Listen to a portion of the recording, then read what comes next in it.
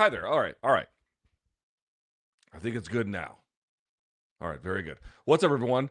My name is Luke Thomas. Welcome to my, as I get this audio back up a little bit, welcome to my UFC 321 watch along. And then as soon as the fights are over, we will immediately go into the 321 post-fight show. Appreciate you joining me. Figured it out. I had to mute the tab. I didn't have the tab muted. Thumbs up if you're watching. Hit subscribe if you have. Oh, look at that. I guess I'm using OBS for this one, so it does this weird stuff when I do it, which is, I don't know why it does that. I got to fix the setting. But okay, you get the idea. Let's see. We're waiting on this Umar Nurmagomedov fight against Mario Bautista next. We just finished Volkov and Almeida. Let me say this up front, if I may. The referees have been amazing tonight. Rich Mitchell, I think, is one, and then Mark Goddard in particular has been fantastic. Standing guys up when they're stalling, calling out shots to the back of the head, and then enforcing penalties or stand-ups, fence grabs, taking points, 2 ball kicks in a row, taking points. You don't always have to take it on the first one, but it's been a wonderful showcase of referee ability. I've been loving it. So, Mirzakhanov gets the win over Rakic in the opening bout, and then Volkov gets the win over Almeida. I know some of the scoring in the last bout is somewhat disputed. I don't really have a problem with the way it's scored. I think Volkov was the one who fought better. Almeida did more wrestling and top positional control, but got stood up twice for inactivity. Yeah, give that fight to Volkov. I really don't have much of an issue with it. All right, let's get this blown up so I can see it better. Okay, if you want to get in a question or a comment on the screen and support this channel, and I appreciate that if you would, fire something into the super chat. That'd be so kind of you. Of course, if you just want to hang out, that's cool too. But if you want to support the channel, that's a great way to do it. And I'm going to give you guys something back here. All live programming on this channel is brought to you by our friends at Toiletries, toiletries.com. You can use my code. You can see it right there, LT20, LT20. You get 20% off everything site-wide. That includes creams, bags, brushes, scrubbers, trimmers, clippers, anything you need for a modern, effective, and frankly, well put together grooming situation. I've got you covered. I'm gonna give you 20% off. LT20. Go to Toiletries, TOOLETRIES.com. Save some money with my code. Take good care of yourself, and we all win. We'll talk about them more a little bit later in the program. Big thanks to our friends at Toiletries. And as I mentioned, there's a link in the description box below.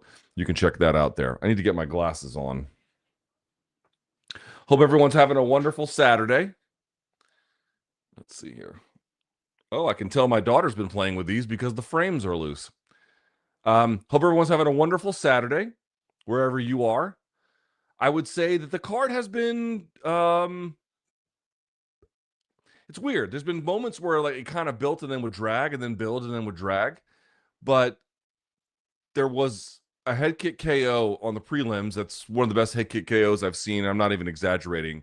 Certainly in the UFC, but maybe in all of MMA in years. Like an unbelievable head kick. And there's some other good action on the prelims as well, even in fights that went to a decision. But I would say in general, the card has been kind of what I expected, about a B level, not B level guys necessarily, but B level entertainment aura. I don't know how to describe it exactly, but you kind of know what I'm talking about.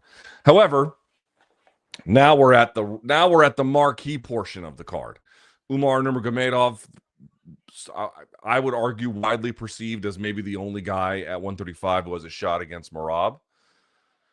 He lost to Merab, as we well know, and then took some time off, and now he's back against Mario Bautista, who, in my judgment, dude, I don't think has the skills of Umar, but he's hard to look good against. If Umar ends up looking, I mean, it's hard for me to say he's going to look pedestrian, but if he ends up looking a little bit lesser than, I wouldn't necessarily be super surprised by that. I wouldn't say that's what I'm expecting as the most probable outcome, but him kind of having to work for it, yeah, I do see that. Looks to me like he's had the same shoulder surgery I had on that right shoulder, the labrum surgery. He's got the same scars I do.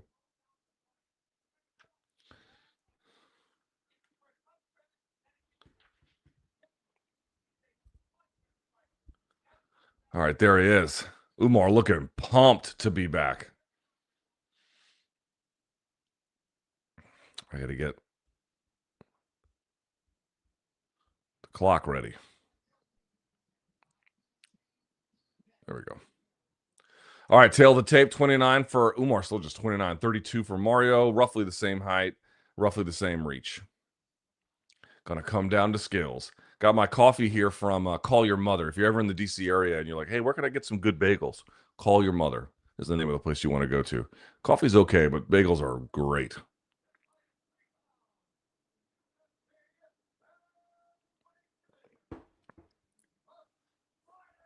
Ben Folk said that Bruce Buffer looks like what your TV would look like if you like yanked the Nintendo cartridge out of the thing.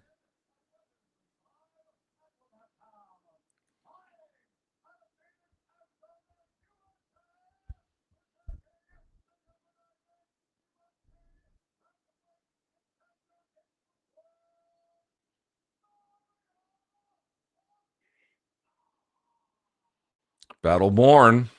There's Mario Bautista. Man, Umar looks ready to go. They've got him at a minus 625 favorite. I guess we'll see. Seems a little disrespectful to Bautista, but maybe not. There's Habib. There's Usman in the corner. That's a hell of a corner. Jesus. And Javier Mendez.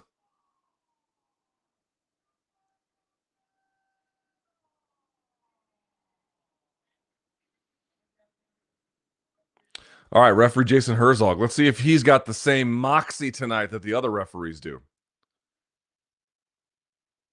All right, here we go. Round one.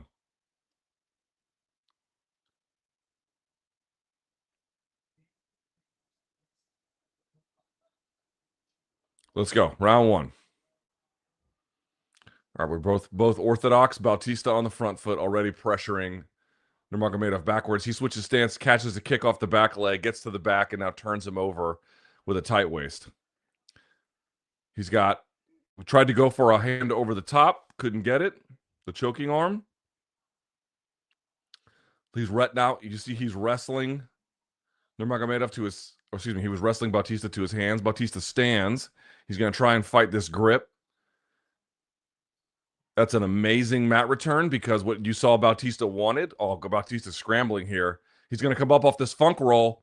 He has to turn back into him. Maybe he goes for the heel hook? No, toe hold. Toe hold.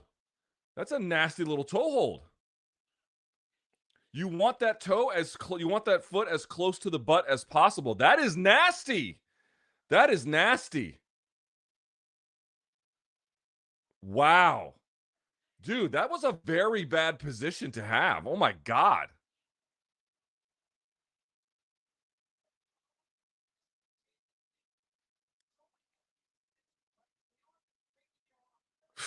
Dude, that would have tapped a lot of people. I'm telling you.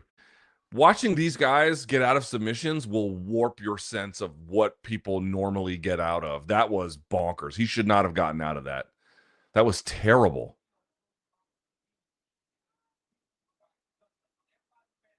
All right, so now we've got Nurmagomedov on top, inside control, chest-to-chest pin. Bautista's trying to get a frame on the right side, and you can see Umar has his hand across the back of the neck, and he's using that to drive the shoulder through to keep him pinned. Tough to pin.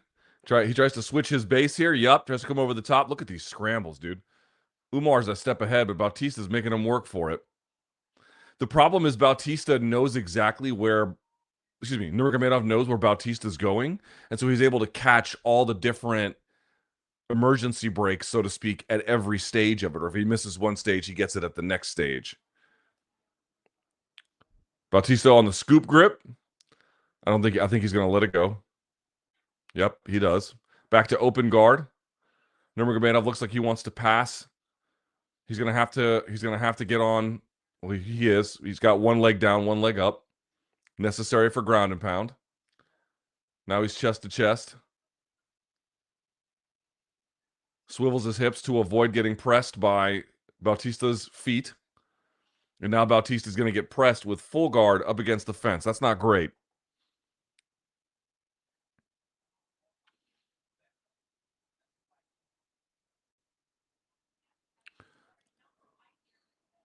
Great job by Nurmagomedov going to side control and then using that left shoulder to pin back down Bautista as he tried to sit up. It's a little hard to keep a pin from side control in modern MMA and jiu-jitsu, in part in MMA, because you can use the wall like that, as you can see, to turn your base over, but it's the same principle. Your legs are not captured. So your legs can pin to the floor or your legs can pin to the wall, and you can drive off of it to then stand or create a scramble or, you name it.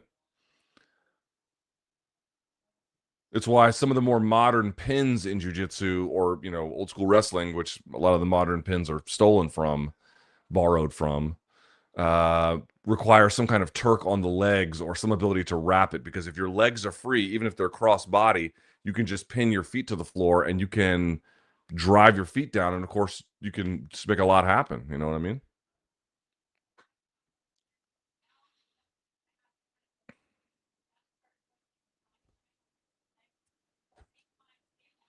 So now Umar's on the back body triangle, trying to get an arm across. He's got his right arm trapped. I wouldn't say trapped, but blocked.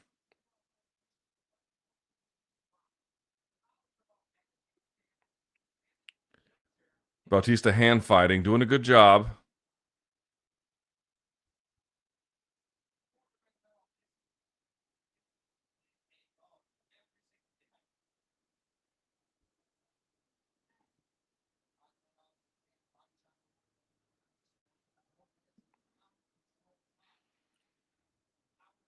Yeah, easy round to score for Nurmagomedov.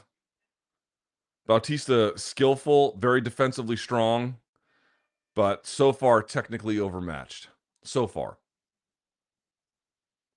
Bautista, one of those guys who's hard to look good against. And I'm not going to say he came back to the stool demoralized. No, his body language is still pretty good. But he had a look on his face like, uh-oh.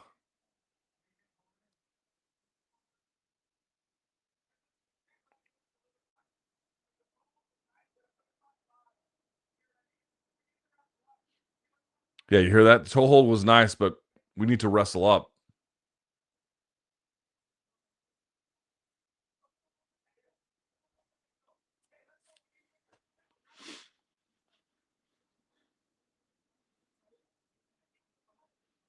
Damn, Javier's up in his ear. All right, here we go.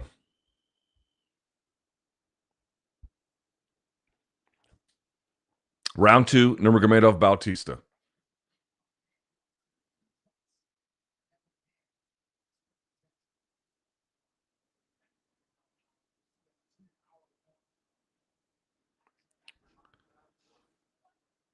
Let's go.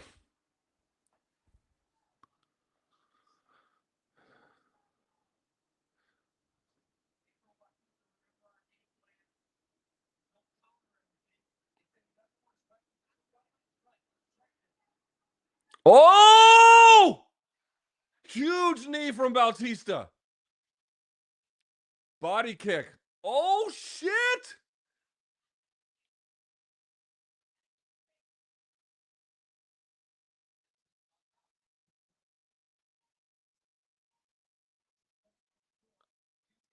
So it's coming from this open stance, which Nurmagomedov typically employs for a takedown. Like that. Fucking amazing inside trip from Nurmagomedov. Jesus, that was nice. So clean. Thorough. Wow. He had him for a minute. He had him.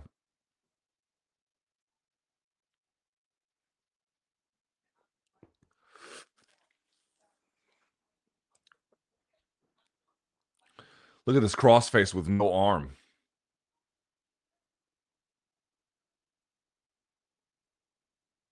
Bautista rolls. You see that? He rolls to turtle, but he didn't keep rolling past the turtle. He gets stopped at turtle, and so Nurmagomedov is just waiting for him and then puts the hooks in. So you might be asking, oh, he lets it go. You might be asking, where do you put the foot that goes down on the body triangle? Do you put it on the outside? Do you put it between the legs? Between the legs helps you when they roll through. It's easier to follow, right? So if you have it on the outside, it might be more advantageous for certain if the opponent is static and you really want to just lock them down. If you're worried they're going to be kind of mobile, you put it between their legs because it actually makes the rolling through much more difficult.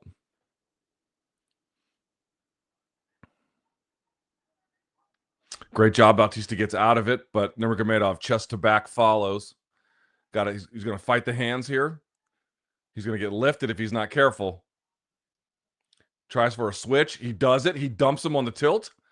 Great job by Bautista. The kid is skilled. I'm telling you, man. I didn't agree with. I mean, I favor Nurmagomedov to win, and I realize that he's seemingly the higher level guy, but 625 minus 625, it seems like a lot. All right, now Bautista's up on a double. He gets stuffed. Tries to underhook. Oh, headbutt.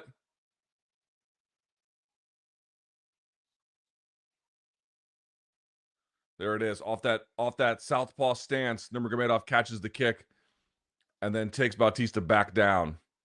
Flattens him out. Rinse and repeat. You can see what he's up against here. Chest to chest. He's going to let Bautista roll at times, and then when he rolls, he takes the back, and, this is the offensive cycle. That is the offensive cycle, essentially, that Bautista has to break. Some part of that chain. Look at how deep that crossface is. He's not pushing his head over, but he's crowding it, and his posture is low. It becomes very, very difficult to do a lot necessarily.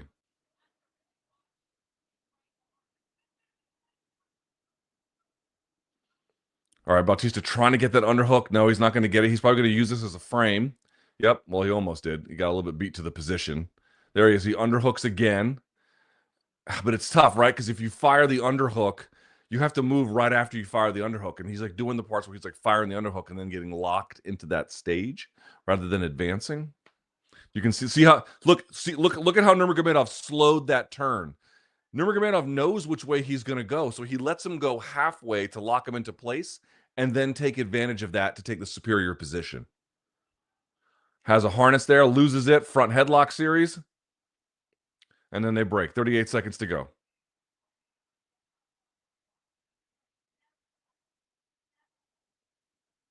Body kick from Nurmagomedov. It's a decent shot.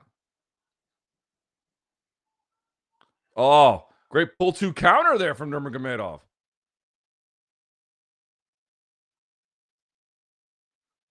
Umar fakes a knee. Oh, that little flick off the front leg. So it's again, I'm noticing Nurmagomedov he started the first round in orthodox, and then he switches to southpaw to help facilitate the takedown. He's just now staying in southpaw. Kind of tells you he feels like, I don't want to mess with this one too much.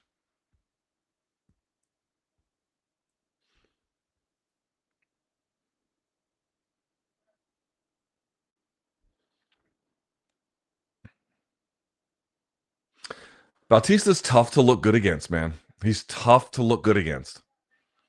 I know fans they really hated that Jose Aldo performance and maybe some of the other things he's done. I recognize that. But the tape shows that the guy is very skilled, very talented, phenomenal cardio, great team, well-rounded, particularly in the grappling department. Look at that. Bah! You often see that knee he landed as a kick, right? So he's throwing a kick, but it's almost like the knee lands inside of it. That tends to happen when they have inside foot position and they still throw the head kick like that from open stance. That you see it in MMA a lot. Look at that. Pull two counter. Boom.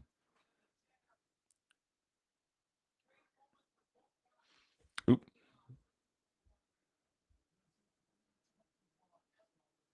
Let's do it. Round 3.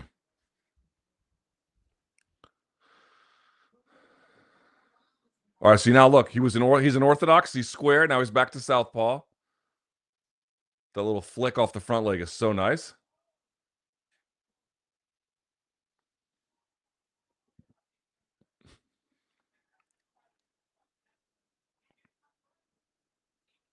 Bautista stalking. I also think the open stance keeps Bautista a little further away, right? And so Nurmagomedov can close that distance very, very quickly. Bautista not as fast, and so it gives him a little bit more ground he has to cover. Ooh, Nurmagomedov reaching with that left hand. You better be careful with that.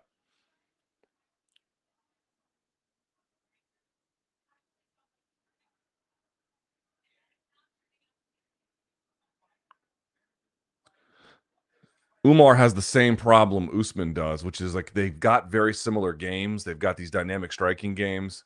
They've got these incredible takedown games and top control games and back control games. But they don't have much pop. They don't have a lot of punching power. They don't have a lot of striking prowess. Prowess, yes, but power, not really. Oh my God.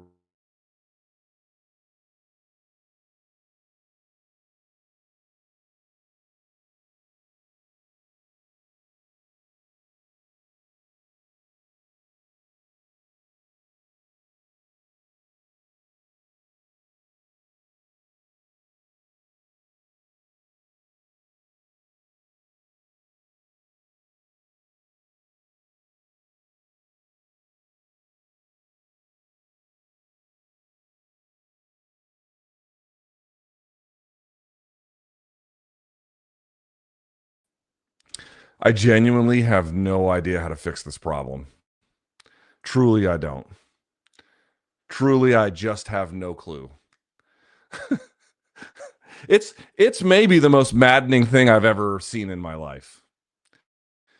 I can't see the fights right now because now I'm attaching off my phone to this computer, and the other one doesn't have internet because it crashed. And I don't know what to do. I got flooded with emails yesterday about this, about like all the things it could be, and yeah, I don't know. I don't know how to fix this. I genuinely, your guess is truly as good as mine. I apologize for it. I don't know what to do. I don't know what to do. It is too difficult a problem to solve, apparently. I think, you know what? I might have to just tuck tail and go back to Comcast. I honestly don't. I don't know what. Like Verizon has replaced the router twice, the modem once, replaced all the cables. Computer people say there's nothing wrong with your computer. Yeah, I'm not sure. I'm not sure what the issue is. It's a backbreaker, truly. So now I have to wait for the internet to come back in my house. This is fun. This is a nice time. Let's see if I can do it on my phone so I can keep this up. God damn, man. This thing is killing my business. Killing. Ugh.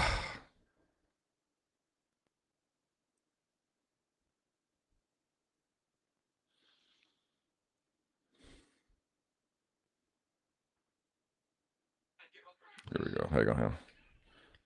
All right.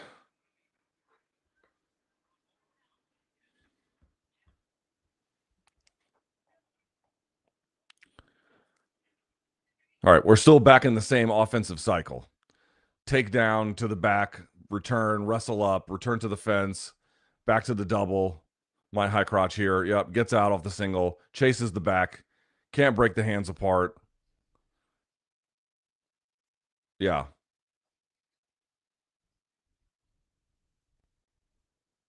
All right. Now the internet is back in my house. Let's try and return this back.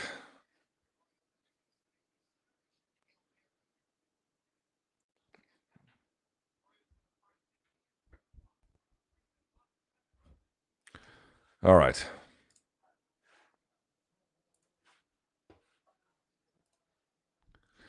What a nightmare, huh? What a nightmare. I apologize to you all. I am just completely out of ideas on how to fix it. I just couldn't tell you anymore. I don't know. I don't even know what can be done at this point. All right. And it looks pixelated as shit. All right, let me see if I can fix it. Let's see if I can switch this up. Give me 1 second, y'all. Now that this fight's over, give me 1 second. 1 minute. 1 minute.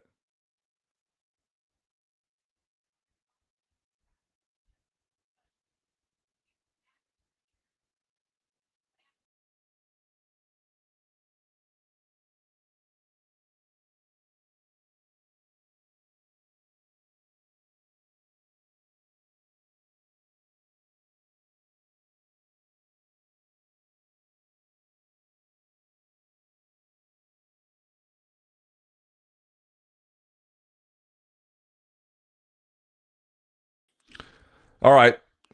We're back. This should improve. Fuck, man. This thing is killing my business, bro. Golly.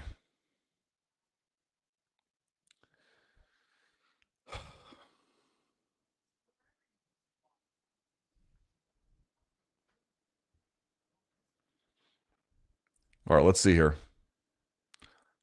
Results should be Umar 30-27.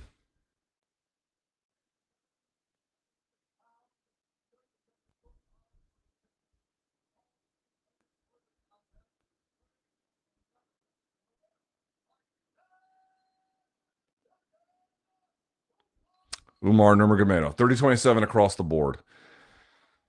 Oh my God, I am frustrated by this problem. Yeah, you know what? I'm going to just have to call Comcast. I have to go hat in hand. I don't know what else to do because this wasn't happening with them, and it doesn't matter what I do with Verizon, nothing works. So, all right, let's see what Umar has to say.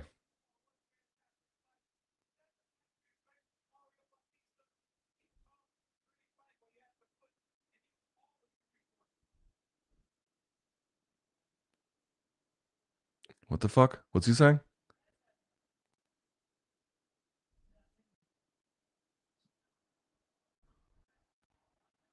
Here's Habib.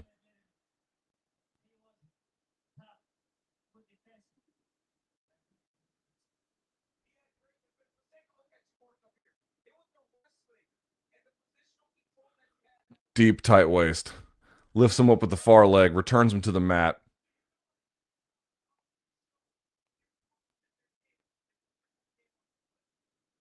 Yeah, I mean, you guys saw it. Was able to get the takedown. If he wasn't able to get the takedown, he was able to get the back. If he was able to get the back, he was able to get like hold the back, or he was able to get a mat return to then get on top to get to side. Bautista would roll. After the roll, he would then capture the back again from Turtle, and then over and over and over and over again. Bautista made him work for it, but one guy was just behind the 8 ball the whole time. All right, let's see what y'all got here to let me know. Fox and Pony Show, welcome to the party. We appreciate you. Almeida is painfully dude had like great positional control and then no ground and pound. It was like, dude, he can't be mad at anybody for losing that fight. Heavyweight division is on life support. Can you believe we had a time when there was like Verdum and Barnett and Velasquez and Cormier and Lesnar and Couture and Gonzaga and Krokop? I mean, all at the same time. Fedor. I mean, crazy. Maybe you should try total. Maybe you're right. Maybe you're right. Maybe you're absolutely right. Been a great 2 years. Look at that, Saul. Thank you, my friend. I appreciate you. Joseph, thank you, my friend. Mirzakhanov versus Khalil will be a banger. Thanks for doing this. Let's go. Mirzakhanov versus Khalil. That's a fun fight. That's a fun fight. I like that fight. Two very sort of explosive. One's quicker than the other one, but still both pretty explosive strikers. That's a fun one. Fun fact ahead of today's main event: fighters born in the UK and France are a combined 0-6 in undisputed title fights. Bisping was born in Cyprus. Wow. Well, where was Gane born? Was Gane born in France? Because I wasn't born in the United States. Let's see. Where was Gane born? Gane was born in, yeah, he was born in France. I mean, I realize he's obviously a French national. I'm just saying where he was born. Alexander, welcome to the party. Wise up 216. Al Bundy with the respect with the avatar there. MJ says, "Did you sprint out of the bathroom of Men's Warehouse, or did you casually walk out after shitting up a storm?" No, I went and shopped. I felt bad. I felt bad. I had to buy something. I think I got like suspenders and socks or something like that. There's Kamaru Usman with sunglasses on inside, which I'll never understand. More money and questions after, but let me reiterate, listening to your live play-by-play while watching the UFC feed is the best way to go. Thank you. Thank you. I mean, listen, I think Laura Senko does a great job. DC's pretty decent today. John Anik is, I think, one of the best in the very business, but I appreciate the show of confidence, and I should say the vote of confidence just the same. Not even joking here. You're being cyber attacked by TKO or Turkey's goons for real. Don't despair. It could be. Honestly, could be. But it wasn't doing this before, you know, when I had Comcast. Do you use a VPN or any type of firewall? Have you considered sabotage? People have brought up the sabotage point. I really don't think that's right because it will happen at home when I'm not streaming at times. So it can't really be. I mean, I guess it could be sabotage. I suppose. I don't. First of all, I wouldn't know even where to start with something like that. But more to the point, if it's happening when I'm not streaming, I don't know. I tend to think there might just be something wrong with Verizon's network. There's a fight IQ problem for Bautista. He advanced too recklessly on Umar in the stand-up, not setting up anything with feints. Yeah, a lot of these guys just kind of want to get to work, and so some of the setups, these attacks get kind of rushed, and then the problems begin to emerge. But dude, you have to be quick. Like Umar is very quick, chains things together, not just effortlessly, it's instinctual. He doesn't even have to think about it. He knows exactly where he's going to be and where you're going to be, you know? Paul, thank you for becoming a member. I appreciate you. Patch says, sorry for the tech troubles, dude. And LT watch along is still the best viewing experience. Well, thank you. Thank you. I'm so sorry, guys. I mean, can you imagine my situation? Like everybody who's looked at it is like, it's somebody else's problem. And I'm left with, I wouldn't even know where to go. I got an avalanche of emails after the last live chat. I'm still going through them. Some of the people are saying it could be one thing. Some are saying it could be a bunch of stuff. Some of the stuff I've already implemented. It's just been. I've never had a connection frustration issue like this one. In Canada, I use Virgin, best ever. Have you tried Xfinity? I had Xfinity, and I was so mad at them, I wanted to switch. Buds in DC say Xfinity is best plus great text. I can tell you it is not great technical service. Just a thought. Feel your pain. And then Oscar, thank you, my friend. I appreciate that. Is your net fiber? Yes, it's Verizon Fios. I had Spectrum non-fiber, always dropped. 2 years with AT&T fiber and never dropped once. Yeah, it's Verizon Fios. It's Verizon Fios. Jay, welcome to the party. All right, we're up on our co-main. Listen, the older I get, the more on my Saturdays, I just want to spend time with my families. However, fight junkies want to watch fights, but more to the point, I love the fact that I don't have to go to bed at 4 a.m. to watch a UFC pay-per-view. Like that is primo. So I'll take it, especially the older I get. Because BC will tell you, dude, it's tough to go to bed at 4 a.m. on Saturday night / Sunday morning, and then have to get up at 4 a.m. on Monday morning. Especially when you're kicking 50's door down, it's tough.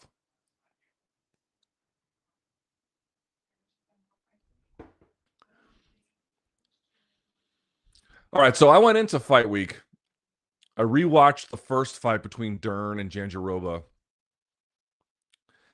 and Dern looked terrible. She won the fight, but she looked terrible.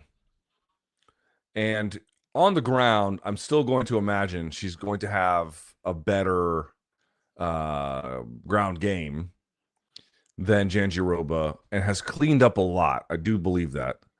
But BC, I thought pretty convincingly argued that Jandiroba is actually the one who's made the most amount of putting a cohesive game together rather than elevating certain parts of it, but they're not as you can have distinct portions of your game that are great, but there's also a question about to what extent they're naturally interwoven. Part of the reason like Umar or Usman Nurmagomedov, part of the reason why they're so good is you'll notice that the disparate parts of their games are also very well woven together in pursuing and maintaining attack or top control.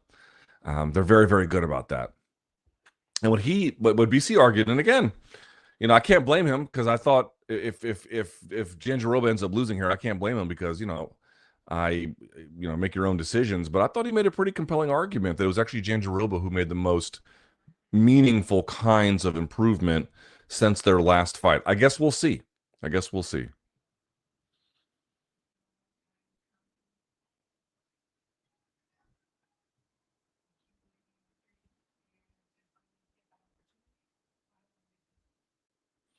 Martin says Aspinall trying to fight out of his contract makes the heavyweight 10 times more fun.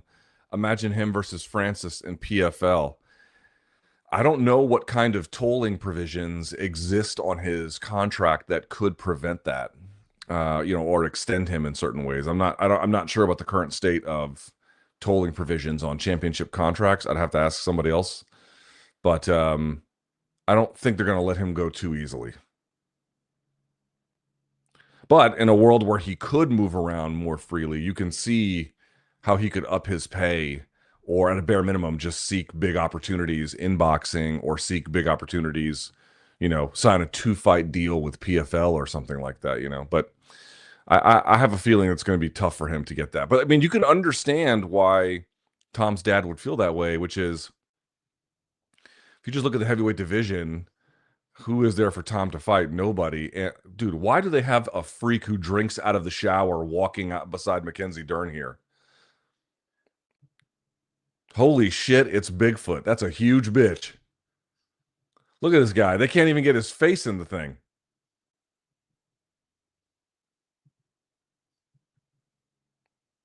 You know that dude drinks out of the shower. All right, here comes Dern. My wife is texting me, because of course she is.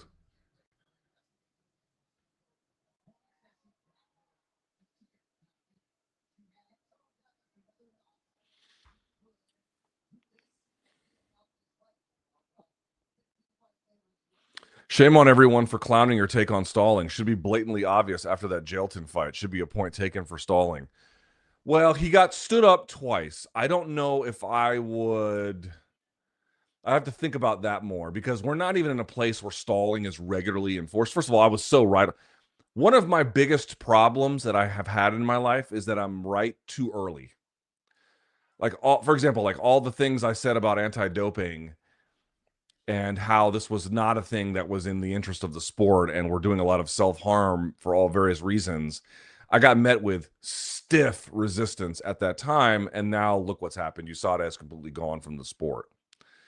And the policies that the UFC has now implemented, again, it's not a perfect system by any stretch of the imagination, but it is certainly a much more humane one.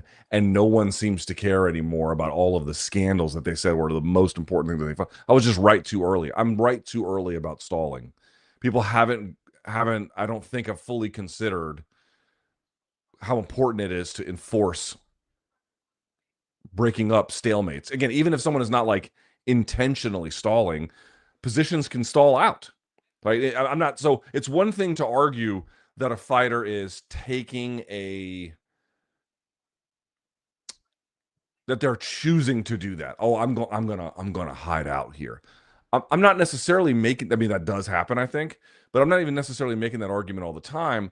I'm willing to believe that guys get to places, and sometimes they're not sure where to go from there, or if they even want to go from there, because they don't want to risk losing it. But they're not intentionally being like, I'm just going to hide here. It doesn't matter. It's like a foul being intentional or not. This is, for the most part, a meaningless distinction. The question is, did a stalemate arrive? Well, if it did, then let's take some action to correct it.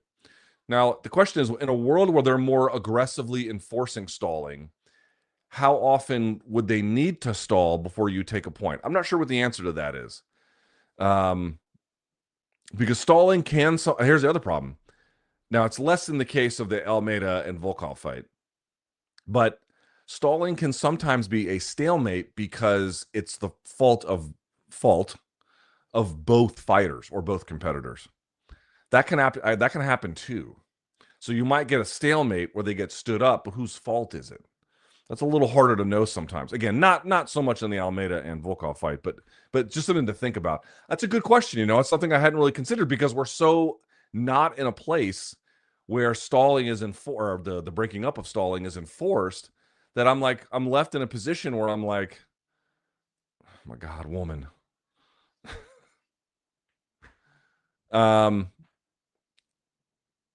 That I haven't given it much consideration. I would say right now I'm at a place where probably on the third time they have to stand you up. Now we're getting to a place where some consideration around point taking needs to be involved, but that's a very I'd have to think more about it. But by contrast, if you kick a guy in the balls twice and the referee wants to take a point, I'm good with that. Eye poke once, fine. I mean, even on one of those, you could. Like tonight, there was it Rich Mitchell, where the opponent grabbed the fence to stand, and he immediately took a point. I was on board with that. I was on board with that for sure.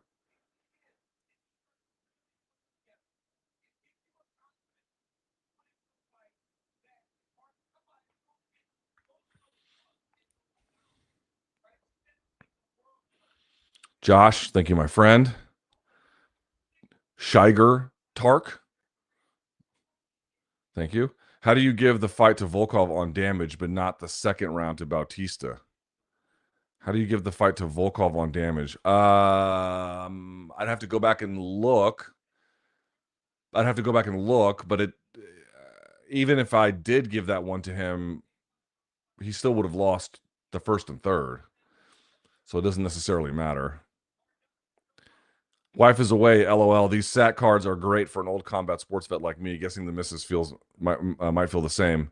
Dropping money for your daughter's education. Thank you, my friend. I appreciate it. Gran Blanco Bombo. Thank you, my friend. In fairness to Dern, she does have a big dog in here, or she does have a dog in here. In her, I think you mean her. Yes, she does. You know how you fix your internet issues? Move. Yeah, it's funny.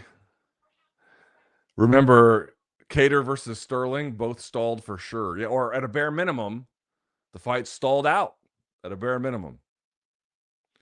Egod says, I love when you clown when Luke clowns giant dudes. Hate to break it to you, LT. You're a giant. Yeah, I know. That's why I like doing it. All right, both of the fighters are in the ring. Cage. Here come the official introductions. 37 for Virna, 32 for Dern. They're about same height, same weight, obviously. With Jandiroba, 1 inch shorter, but 1 inch more on reach. Roughly the same size, obviously. Plus 125 dog for Jandiroba, minus 150 favorite for Dern. Pretty close fight, we think.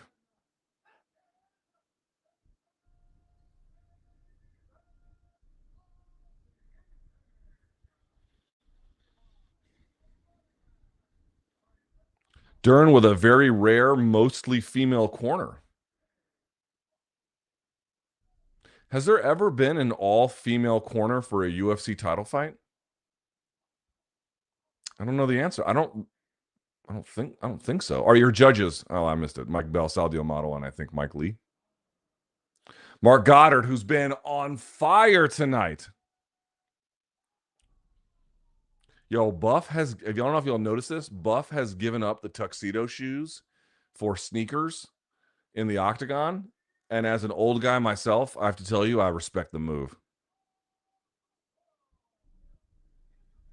My dad wore sneakers with a suit to my wedding, and I was kind of bitter at the time. I was like, you couldn't muster sneakers for a day, you know what I mean, or like a half a day. Or sorry, you couldn't like dress shoes, you know. And he was like, they're better for my feet. Now that I'm older, I'm like, yeah, he's kind of right. All right, here's Dern. Very tan.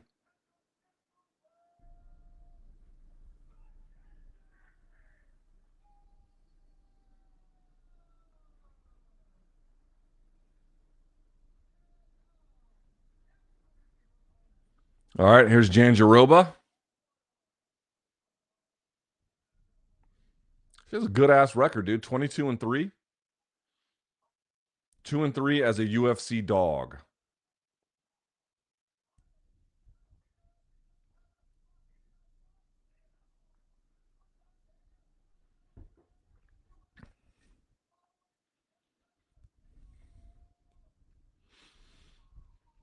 I see what you did there. All right.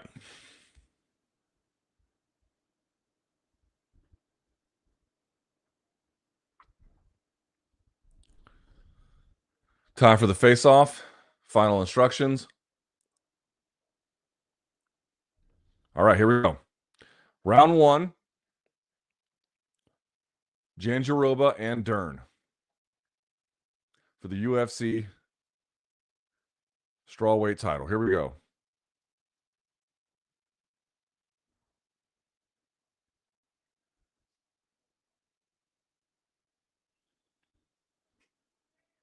Let's do it.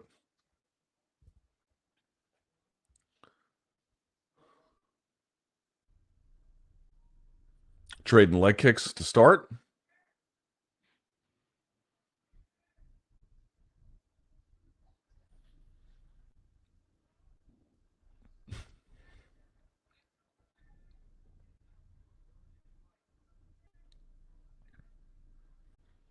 Kind of a blitz there from Dern. Nothing doing.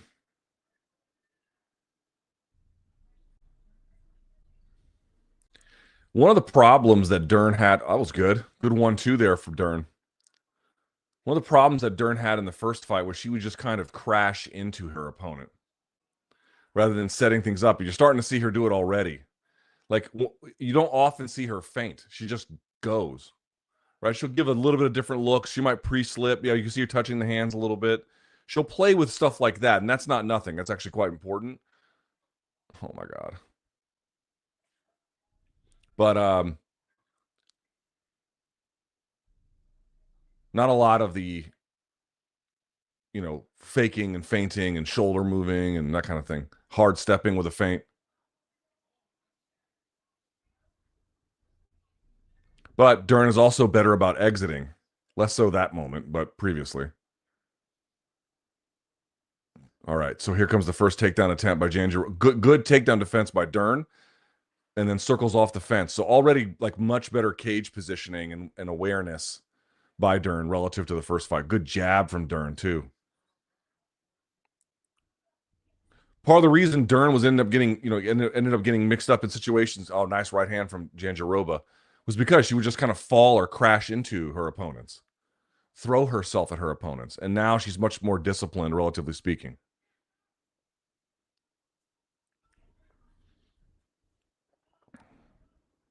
All right, another double. She's going to get this one and gets on top. All right, you got about half a round to go, a little bit more. Let's see what Jandiroba can do from on top and half guard here with Dern. Dern staying active off the bottom, 2-on-1 baseball bat grip almost. Kind of grabbing the glove a little bit. No, that's okay. That's okay. But of course, the problem is if you have two hands on one, that leaves a free hand for the other person to punch you with. Jandiroba collects the foot. If the foot is higher than the head, it makes sitting up basically impossible. You can sit up a little bit, but it limits how far they can go. That's why you got to shelf that leg. Jandiroba making smart, calculated decisions, but she didn't make a whole lot of use of that opportunity, and now she gets hit with double underhooks on this takedown attempt.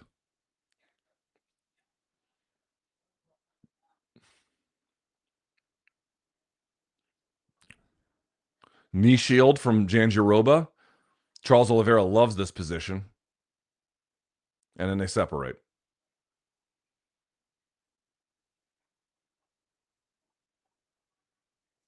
Nice leg kick from Jandiroba. That jab from Dern has been working today.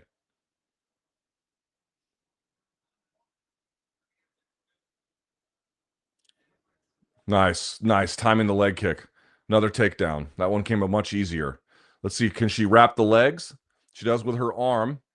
And now she kind of pulls herself into this sort of sticky grip here. Dern does, like inside butterfly. She's a little too far away, although she's got the head inside position, but her butt's a little far away. She'd have to be the butt would have to be a little bit further scooted in to make that work. But I don't think she wants to use the butterfly. I think she wants to stand or wrestle up, which is why that bottom leg you see is curling underneath. See that? She's going to want to use that to get to a knee and then come up. I mean, she might be abandoning it here, but there it is, just like that. See?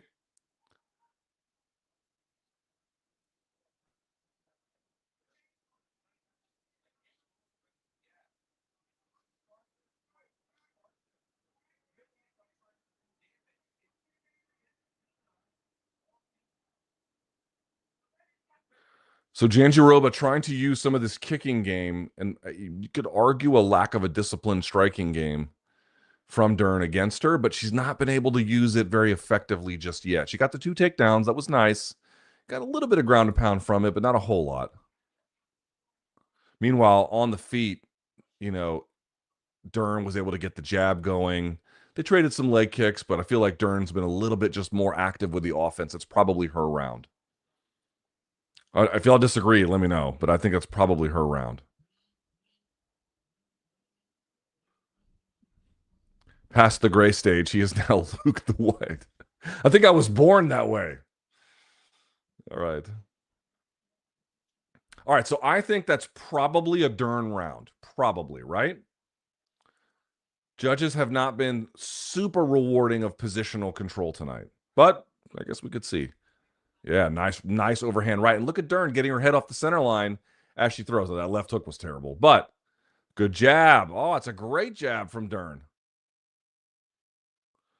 But time that double leg off the leg kick. That was nice.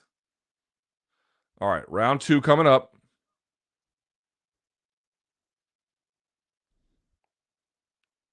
There's that freak. All right, round 2.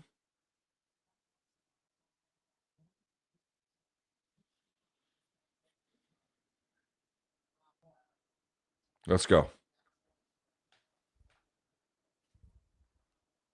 Oof. Now Dern's kind of crashing into her a little bit. She's doing better about turning and exiting, but she's still crashing. Okay, now she goes for the takedown. Overhook and an inside almost like elbow or bicep tie from Jandiroba.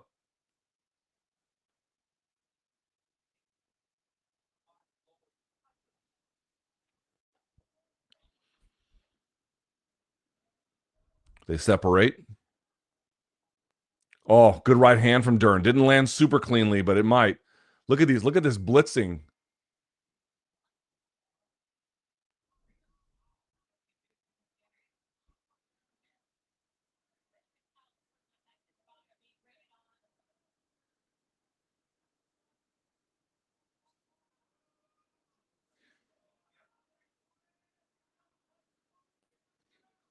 Oh, great. Good cover and overhand right from Jandiroba. That was nice. Something fell out of her mouth. I don't know if it was blood or great intercepting jab from Dern. That was nice.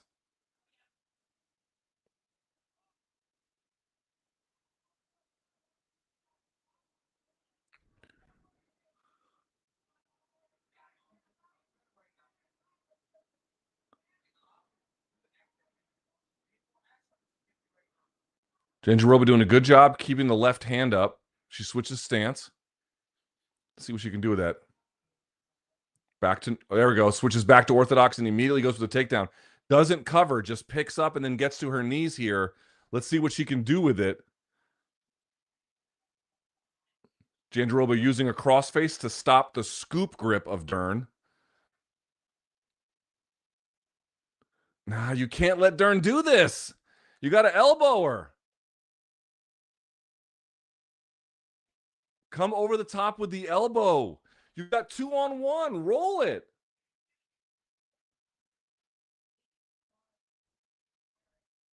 There's that attempted armbar.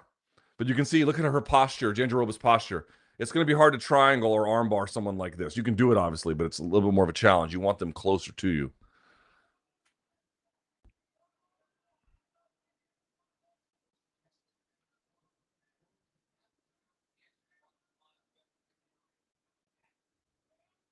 Little dirty boxing there from Jandiroba. I don't mean like rule breaking. I mean like true dirty boxing, as in the expression. A little bit of a shiner underneath the right eye there of Jandiroba. Something to keep in mind. Let's see if it swells up. Oh, I mean, they both just threw bit. What is falling out Are they the braids of Dern? See that? It's on the Monster logo. Attempted double. She gets turned over her hips. She rolls through again. Dude, that is so nice. And now she's sitting on the bottom leg by Jandiroba. She's skilled, man. But these hammer fists, dude, these elbows, you got to do something, Jandiroba.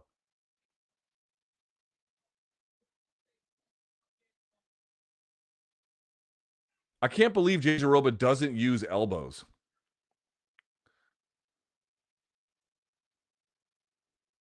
She hammer fists. She hammer fists or punch.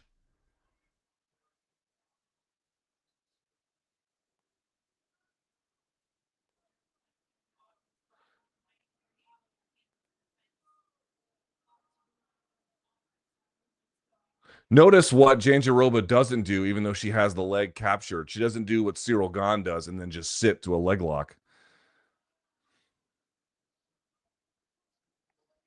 Oh, oh, oh, oh, oh, oh, oh. Nah, there's no way. Or, well, I won't say no way. I was saying she might be setting up for head and arm triangle, but no, it's going to be tough to catch Dern in that. Much better round for Jandiroba. Much better round. She avoided some of the big shots that Dern was throwing.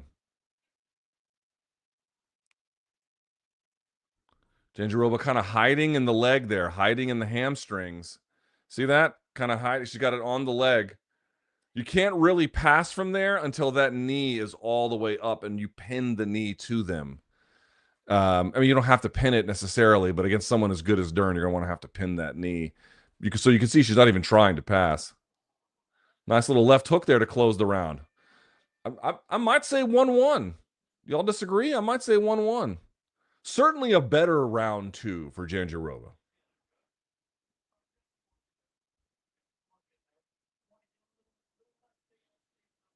Do you find that being right is annoying in the long run? Yes. Yes. I would love to have a life where I could say things and people are like, oh, here's the evidence for them. Hey, can we evaluate that? And then everyone, have that be the argument. But that's really never what it is. It's just automatic resistance to what I say. And then slowly over time, as the things you warn about come to bear, and then everyone just kind of like slowly gives up. But then by the end of the argument, nobody cares anymore. So you get no points. Like it doesn't even do you any good. Yeah, I hate it. I hate the way that this goes, but it's just the way that it goes. I don't know what else to do. I don't know what else to do. It's like, anyway. What fights excite you most for one in Tokyo? I haven't even thought about it right now, brother. It's a good question because I know that card is good, but I haven't even thought about it right now. Does a 33-year-old Rose stand a chance at winning the strawweight belt if she has decided to come back? Oh, hold on. Hang on. Let me get this thing started. I'll move this question off the screen. Don't worry. Here we go. Let's do it. I'll get this question. I'll come back to this question. Round 3. Good jab from Dern. Open stance. Switches. Again, so pay attention if she switches and then goes into that takedown. Whoa, Dern with a nice one, too. Again, that shiner underneath the right eye. Oh, of Jandiroba is a problem. Here she is hiding in the hamstrings again. 2-on-1. Dude, Jandiroba's ground and pound is driving me nuts. Upa sweep. Attempted Upa sweep. You don't see those very often. If you're an Upa sweep, you can go from guard to mount if you hit it right. Lasso there. Look, you can see Dern lassoing, then presses off.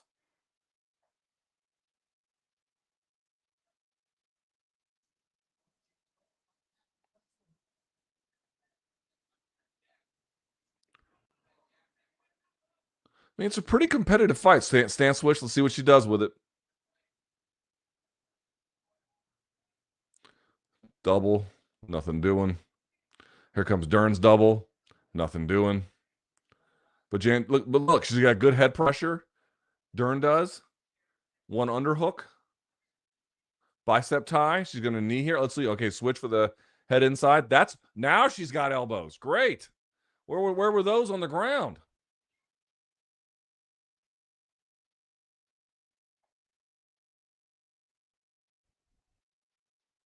Strong takedown defense here. from Jandiroba. Ooh, does Dern have a shiner under that eye now too?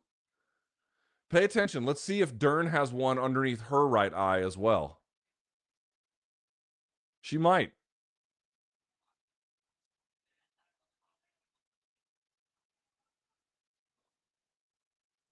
Yup, sure does. Single leg, head inside. Just uses it to throw a punch. That's great. That's great work. That's that Merab. Merab's the king of that.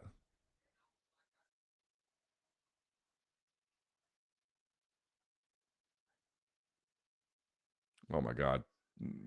Terrible balance on that striking attempt there from Jandiroba. She looks like to me she might be fading a little bit. A little bit.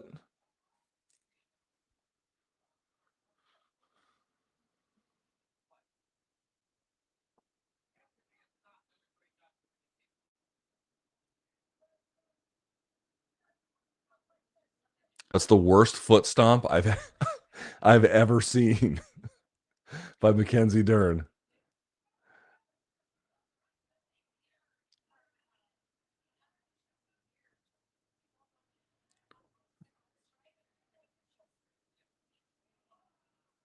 Okay. Head inside single. Let's see what she can do with it. Switches to a double. That was a decent switch. Here we go. Yeah, I was going to say, she might get this one. Okay. Make the ground and pound count, Virna. Make the ground and pound count.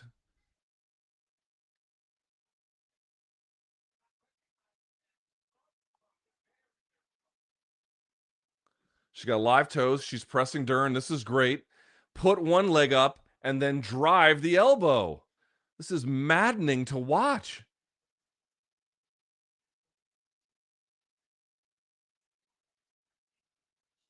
You can hear Sanko saying it's Dern landing the shot. It is.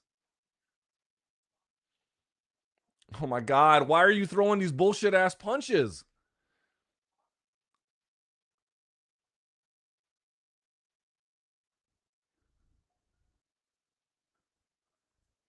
Posture up a little bit and throw an elbow for the love of God.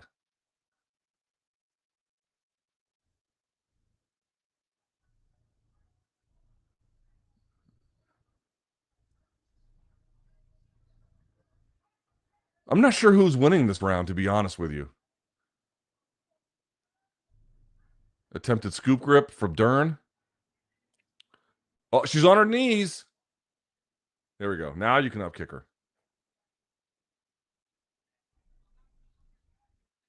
Dude, how the fuck, dude? Virna Jandiroba's ground and pound is tilting me. She might end up giving this fight away. Like, she's getting the takedowns enough and having top control long enough where she was throwing more savage ground and pound. She might be winning this kind of maybe comfortably is a strong word, but something close to that. But that's not what she's doing.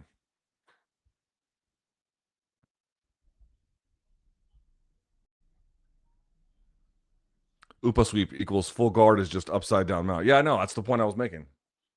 You go from underneath, and if you can upa, you go all the way to mount.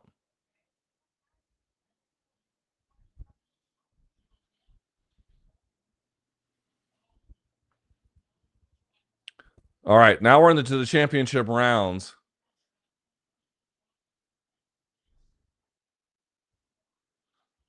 Let's see.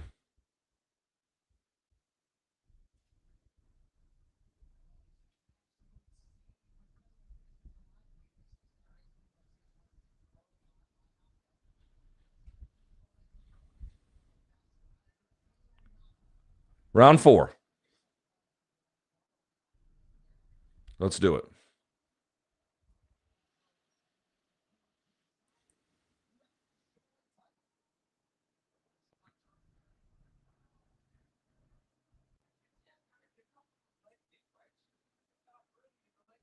DC's talking about the leg kicks. She's given up on him. Yeah, she gave up on him because she was getting taken down off of him. Nice little stance switch there from Jandiroba. Lands like a 3-2.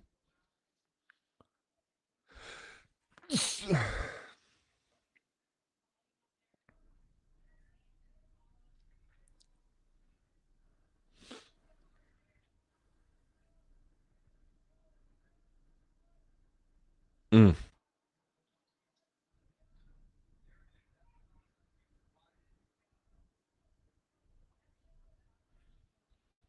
Oh, good level change to left hook there from Jandiroba. That was nice.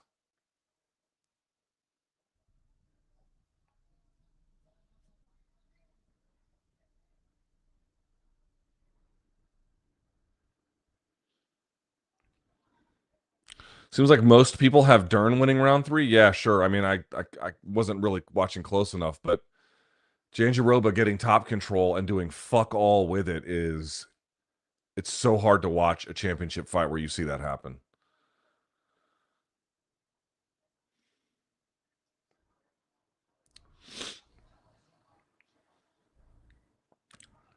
Got good 1-2 there from Dern, more so the 2 than the 1, but they got through.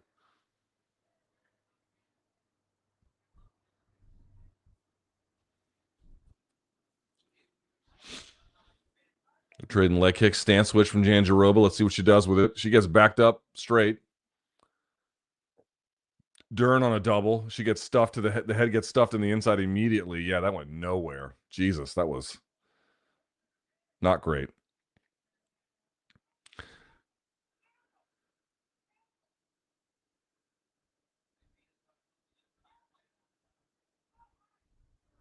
Jandiroba looks like she's got, yeah, like some weird overhook grip that locks Dern to her like that, but it's designed to control the wrist.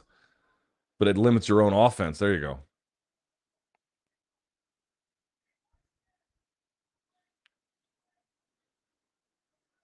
Nice leg kick there from Jandiroba.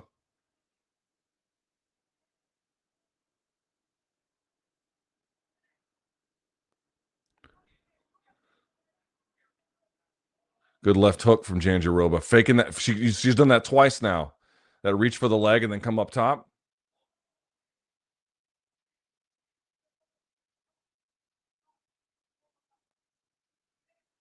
Yeah, I mean, neither of these ladies were beating Zhang Weili, right?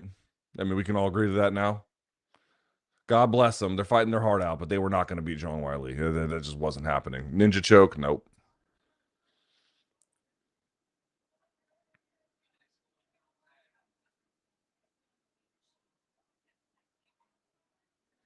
Ooh, couple good left hooks there from Jandiroba.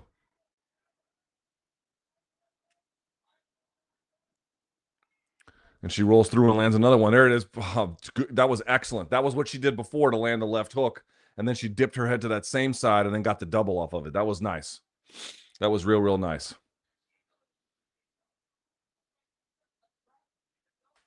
Well, at least you didn't go to the ground with her and do nothing. She's liking, I guess, where the boxing's at right now. Here comes Dern on a double. That was awesome. What can she do? Let's see what she does with the ground and pound.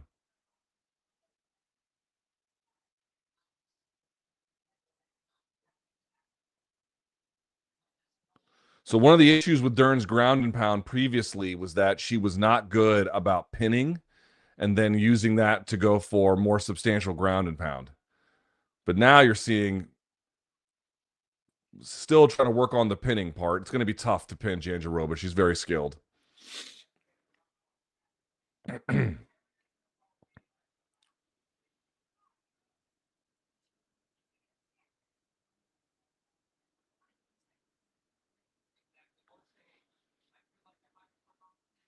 Yeah, she couldn't get much going in the ground and pound department, but that's not for a lack of effort. Jandiroba was real. See that?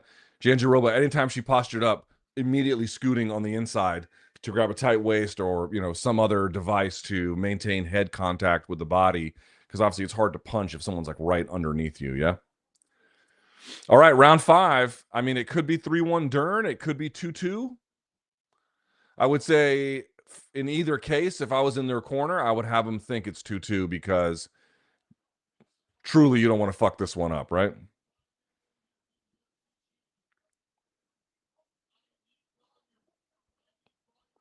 All right, what was this question again? Oops, hang on. This one. Does the 33-year-old Rose stand a good chance of winning the strawweight belt back if she decided to come back? Yeah, I think she would. Maybe she'd get out wrestled at this point. A little harder to say, but she might. Virna is moving Almeida-ish. I know, kill me, right? Yes, she could. She could. I don't know if she. I wouldn't necessarily say, "Well, I immediately expect it," and then Whizzleheart. All right, here we go.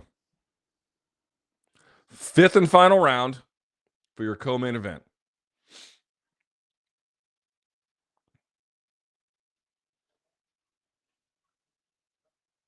Let's go. Fifth and final round. Jandiroba might need a finish, but either way, she has to win the round. Bare minimum. Oh, good right hand. Oh, Mackenzie Dern returns the favor. Stance switch. Pay attention to that. Oh, nice right hand from Dern again. And another good flurry from Dern. Oh, Dern spun. Immediately gives Jandiroba the single leg. Virna, you're not going to win the fight if you don't have meaningful ground and pound from this position. This won't buy you much. You have to have ground and pound. Okay, or just let the position go. All right, another takedown. Let's see if she can get this one. Nope. Dern does a good job getting the underhook and turning her to the underhook side. But Virna returns the favor.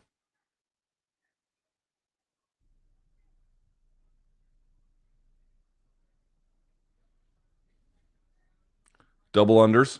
Virna separates, fires the underhook. That was good. That was good repositioning. Really shoulder deep there. That's nice.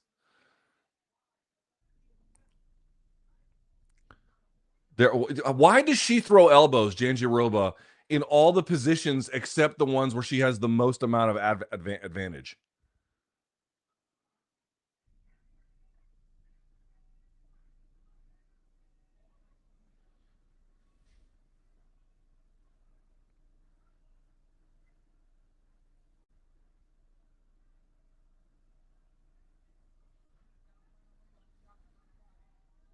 All right, they separate.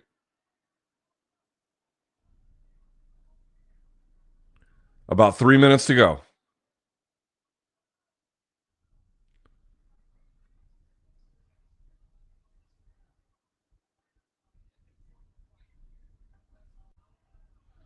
Good jab from Dern.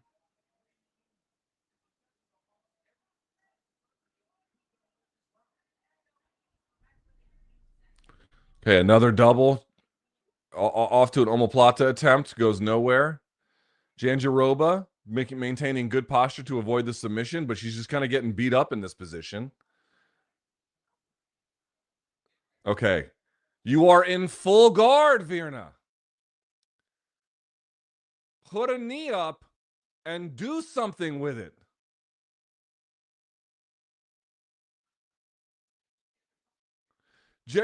I'm being serious.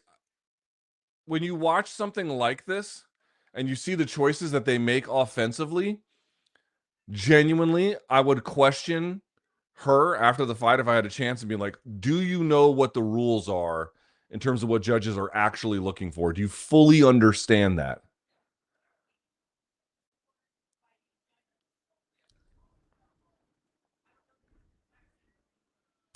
Yeah, Dern's going to win this fight unless she does something drastic here.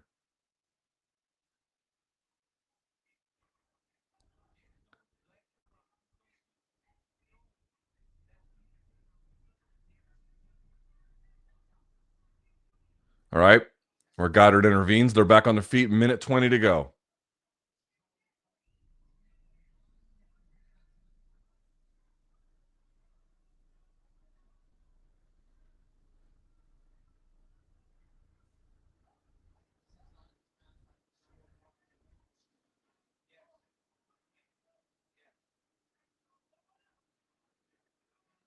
Less than a minute. Decent 1-2 there from Jandiroba.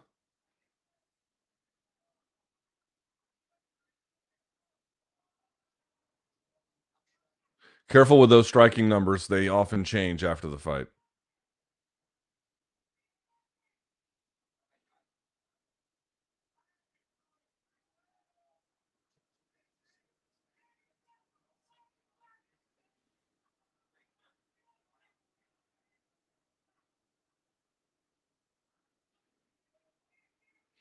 Standing hammer fist from Mackenzie Dern.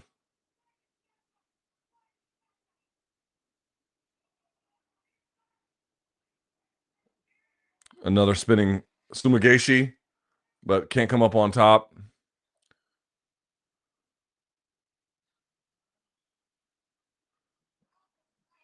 And that's it. I don't see how Mackenzie Dern loses that. I don't see how Mackenzie Dern loses that.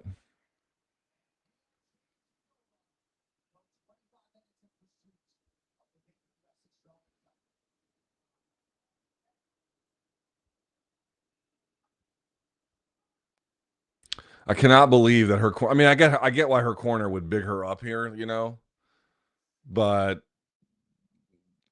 I mean, that was a winnable fight for Jandiroba. I mean, maybe she won it. I'm not in my mind, because judging can do that. But my hunch is that she didn't. I could say anywhere from 3-2, 4-1 Dern, something like that. I mean, I guess we'll see. Maybe I'm out of my mind, but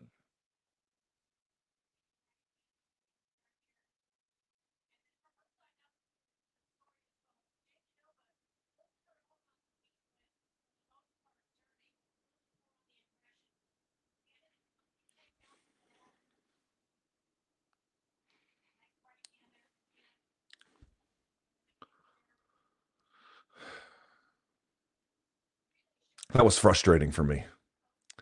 Frustrating to watch that from Jandiroba. I honestly wonder. Again, careful with these fight statistics. The takedowns, I'm sure, are correct. 9 of 17 landed. You know, oh my God. It's so frustrating to watch fights like that when the fighter on top is just sitting there throwing hammer fists. Like, I don't want to hear shit from that team if she ends up losing this one. All right, here we go.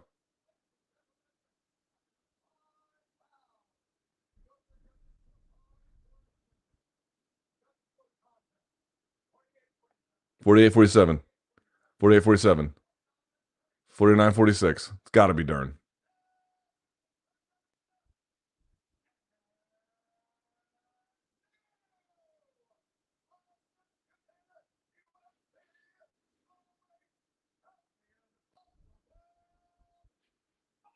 Yeah, Mackenzie Dern. I don't want to hear shit from that other team. Nothing.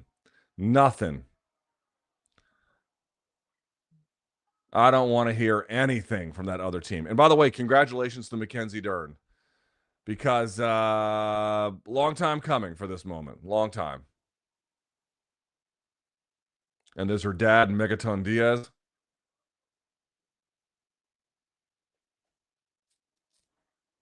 There's her manager, Tiki Gosen.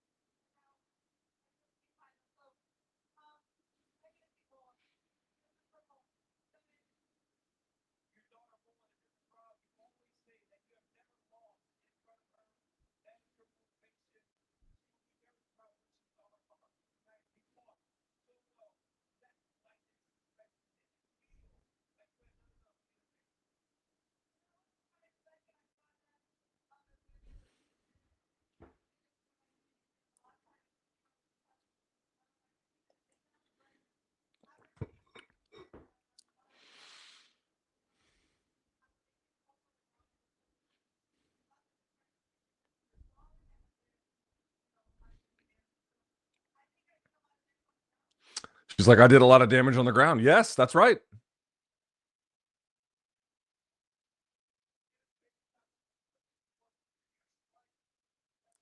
Nice jab.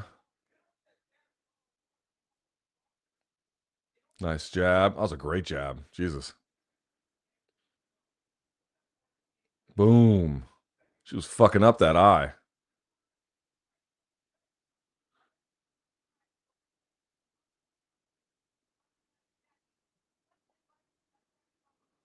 Are people still doing that Mackenzie Dern bit where they pretend that she's doing now a years-long acting job of her accent? That like whatever she's doing is not a faithful representation of it? Are we still doing that bit? Are we still there?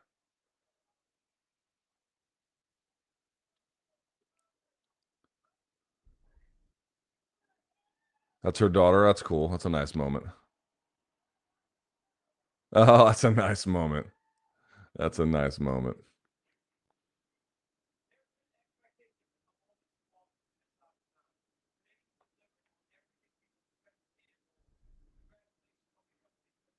Are they going to talk to Virna? For what?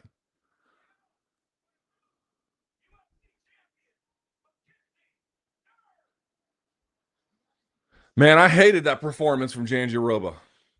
I hated it. I fucking hated it. Oh my God. That was a winnable fight. That was a winnable fight. Mm. All right.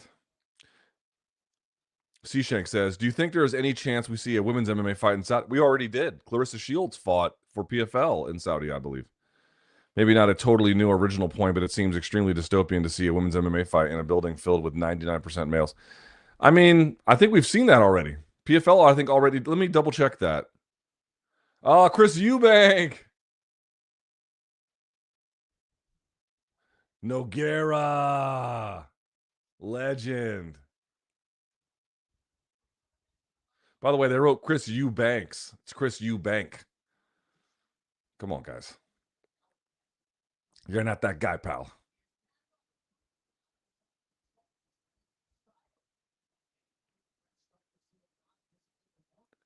All right, main event time. But let's double check this. Clarissa Shields. Okay. Let's see. I believe her PFL fight. Let's see. Her PFL fight. Yeah, she fought in Riyadh in February of 2024. Now, whether UFC does it or whether, there's issues with it, I don't know. But yeah. Damn, I miss Weili versus Joanne. Even Weili versus Rose. Yeah, I understand. Did you see the 15-year-old American boy fight at Dern last week? I did not. Also, was Raymond Daniels' two-touch spin kick your best KO to witness live? Ooh. That was the Duke called. Rest in peace, Duke Rufus. That was at Glory. I believe that Glory was in Colorado.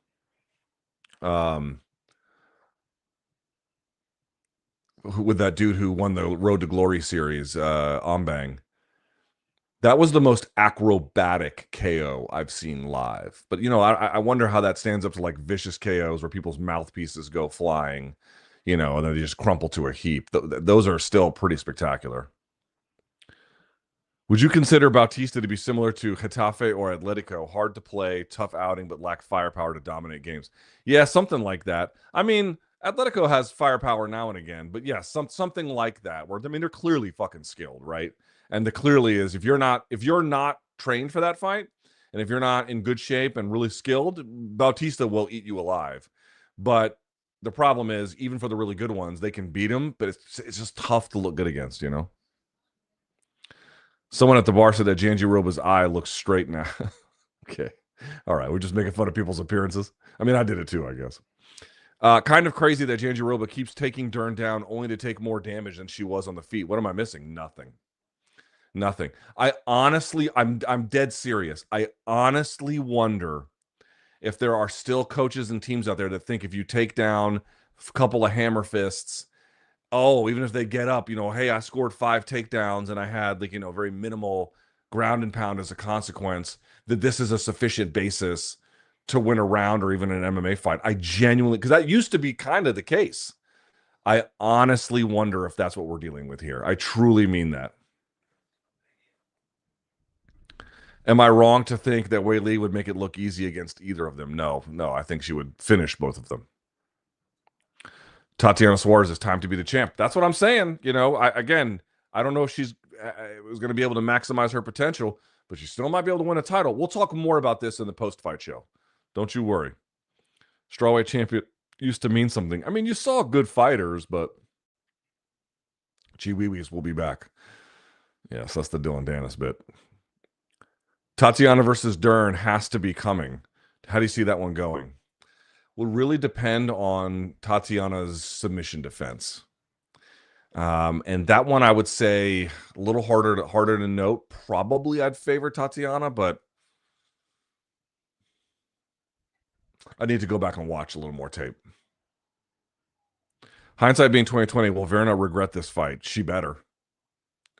She's almost 40, and you turned in a performance where you got how many takedowns? 9 takedowns, and you got outstruck after getting the takedown. It's just unforgivable. Dude, at a champion, listen, if we're talking about the UFC prelims or someone making their UFC debut or, some kind of level where there's junior in the game, they're 22 versus 37, like any of those circumstances, I can understand where your ground and pound's not where it needs to be, right? But this is someone who had, coming into this fight, 25 fights. This was their 26th fight, black belt in jiu-jitsu. You got 9 takedowns. How the fuck are you throwing bullshit hammer fists? And more to the point, not standing up with one leg or putting a knee down with one leg up or whatever to then launch the elbow that you needed. Even if it misses, you don't have to throw it so hard that you get across and then she can come around and take the back, which would still be kind of difficult. Like, you can still do it where you go straight down the middle. I have trouble turning my wrist over because of my shoulder surgery at this point. But she didn't even attempt it. So unless the answer is she was injured and she just literally couldn't do that, okay, that's one thing. But it didn't look to me like there was any other evidence that was true. I think she thought, if I get the takedown and I get some top control, even if I have to dodge a little bit of what she's doing, but if I just kind of, stay busy on top, this will be a sufficient basis to win the fight. And it's like, dude, what fucking year are you living in? Because it's not this one. Jasmine Jasdavicius fought on the last side of the card. Yeah, there you go. Yeah, it's happened. Wendell Capo. Thank you, my friend. Oops. Let's see. All right. Main event time coming up. The question is this going to be let me state my opinion one more time. I have picked Aspinall to win. However, anybody who is accurately reading the evidence has to tell you that what we've seen from Tom Aspinall has, for the most part, looked pretty great, especially on the offensive side. But there's been some questions about his defense, particularly this. And there's hardly any tape on him, which of course means understanding that there are multiple circumstances where we just don't know how someone would perform. We don't know what it looks like for him to get tired. We don't know what it looks like, if he does get tired, or what, how his game deteriorates or anything. We just don't know a lot. Like, there's big questions about Tom's game that remain unanswered. And so Gane to me is an interesting challenge and certainly capable of winning here. His decision making can make it hard for him at times for me to overlook. Well, I should say, let me rephrase that. His decisions make me overlook him because they've been consistently poor of the last, I don't know, several years. But there's enough questions around Aspinall where if he gets chinned here, it would be shocking, certainly in a, for the significance of what it would mean, but it would not be that unusual. I mean, why would it be? He uses athleticism with bad habits to get away from strikes. Dude, that can cost you if you just mess up a little bit. Now, at the same time, does Gane have staph on his chest? What the fuck is that? Look at that. He's got like another nipple on his left side.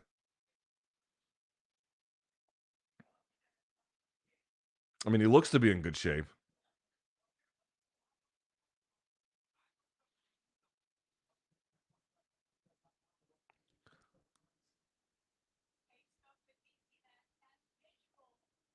You can't see it here. Correct me if I'm wrong. I mean, I'm not saying it is staph. I'm saying on his left pec. So you can kind of see it poking out right there. Yeah, there it is. Is he not wearing his cup? He doesn't have his cup. You see what I mean when we call him a fucking donk? The guy walked out for a UFC title fight and didn't even put on his fucking cup.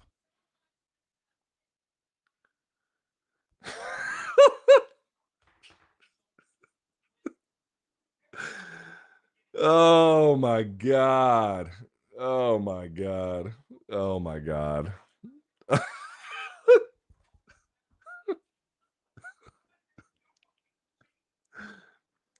Oh, oh, that is awesome. That is awesome. That is awesome. My man walked out for a UFC title fight with no cup. That is amazing. Tom by Gone leg locking himself. Oh my god. Does Alex move up to challenge if when Gone wins? I would if I was him. I would if I was him.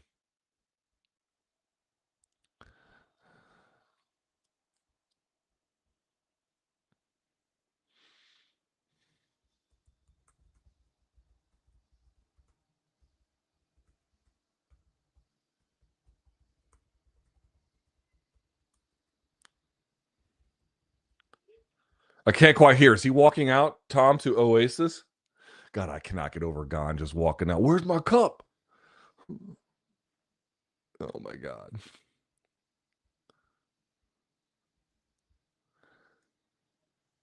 It is Oasis. That's sick. All right, big pressure on Tom, who looks like he's got all the athletic gifts in the world. But as I mentioned, even though he's defending a title, we just don't know a lot. At the same time, don't lose sight of the fact he's been off for a while. Oh, I think 15 months, something like that.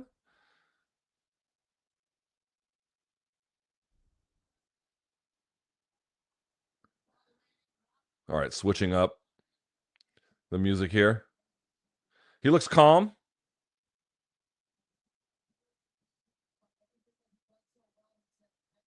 Man, he got his whole neck blown out there with tattoos.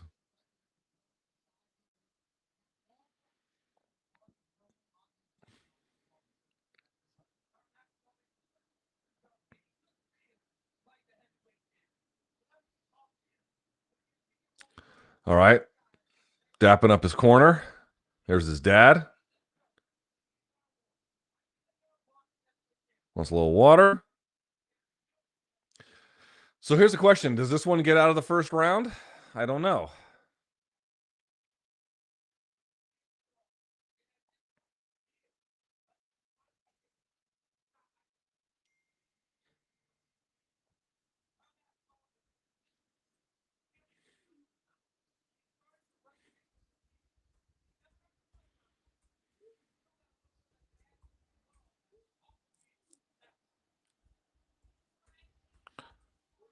Give me 1 second. My wife is locked outside. I'm going to go open the door for her. I'll be right back. I promise. 1 second. Be right back. Don't go anywhere. Don't go anywhere.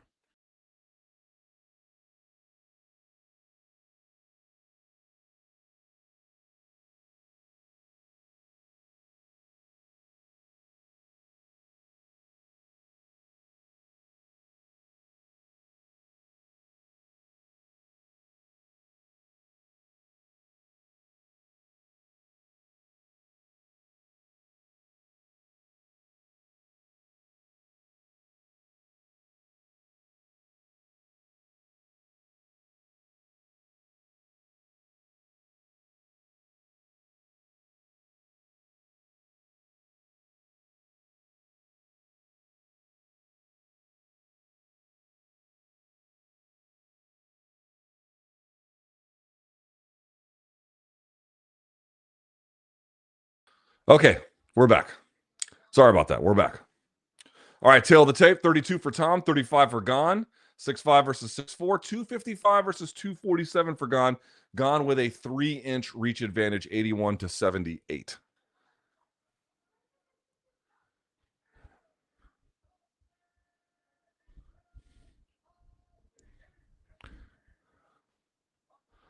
Ref by Kupchak, round 0. I can't believe that. It's so funny. Gane trying to get away with the sneaky third leg check. Thoughts on Tom's neck tattoo? I'd have to see it a little bit closer. My problem with Tom's tattoos are individually he's got some good ones, but they don't seem to be like. Look, does Gane have staph on his left? I'm telling you, on his left pec. The problem with Tom's tattoos is like they're kind of all over the place, and I don't mean like physically. I mean like stylistically and. I mean, you see that like there's some Japanese, there's some like almost like gothic scenery. It's some of it's black and gray, some of it's colored. It's just kind of a confused picture. Like I always try to tell people like if you're gonna get, and I made this mistake too. So some stuff I have to get covered up or eliminated. But like if you're gonna get tattoos, you got to have a cohesive vision typically for a person. I think I would have loved to have seen Peak Stipe versus Aspinall. Oh, that would have been great. But we don't even know what we have in Big Tom yet. So let's see. Yo, look at Buff with the Skechers.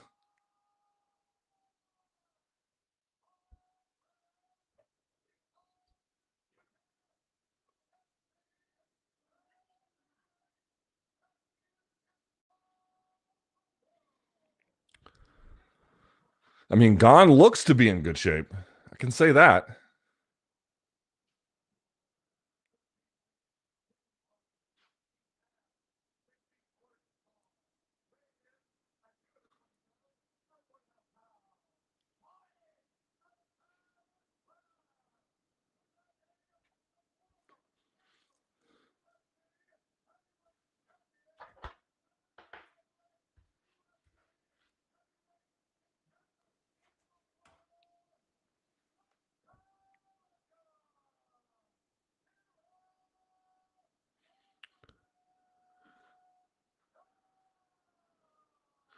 All right, there's Gane.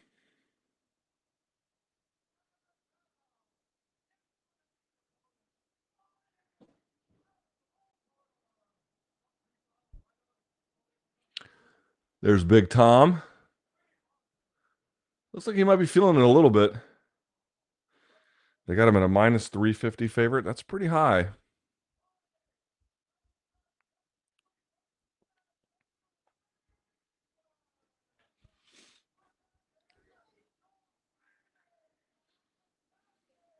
Did we love the Union Jack on his shorts?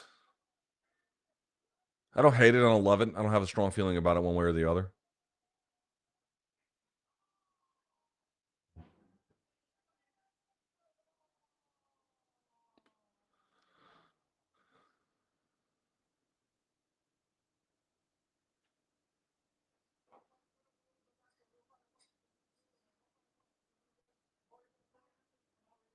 All right, here we go.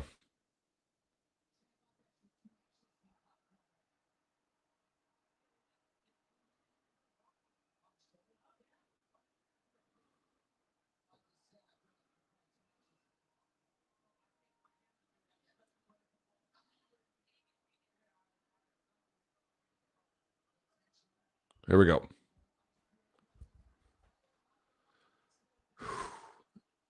Tom already reaching.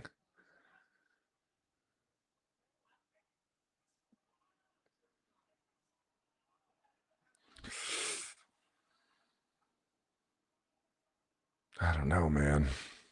Open stance here. Big left hand from Gane.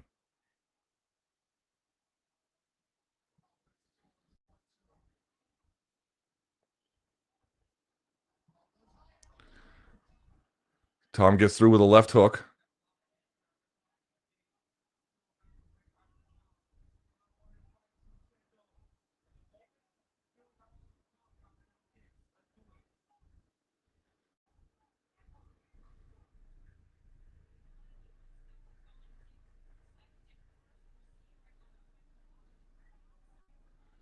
Is Tom bleeding from the nose? Okay, goes for the takedown. Can't quite get it. Yeah, he is bleeding from the nose. Good takedown defense from Gane.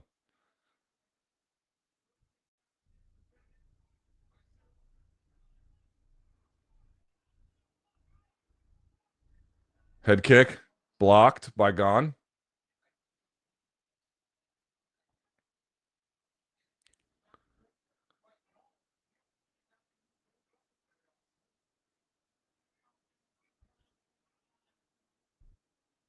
Ooh.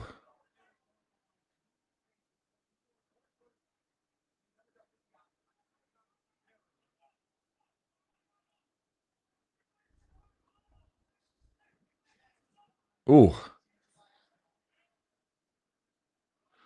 Gane slips. I'm not sure what happened there.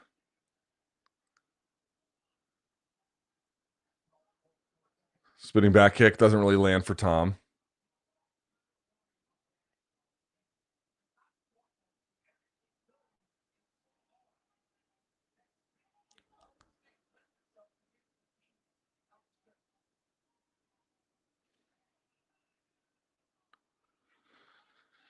Gane has a lot of room to move here.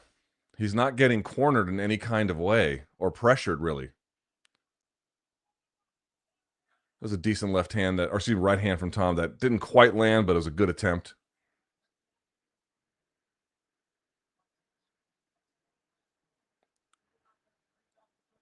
Stand switch, decent leg kick there from Aspinall.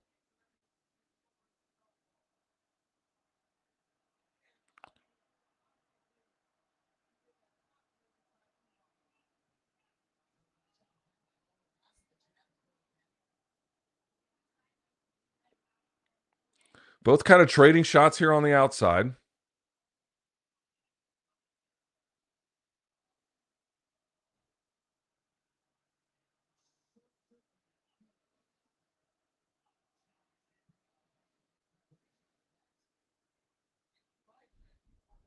Oh, nice jab. The timing from Gane was great. Gane looks good.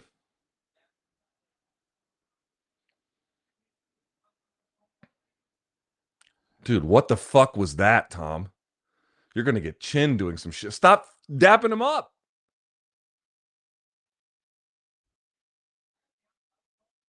Oh, dude, look at Tom's face. A bit of a mess here.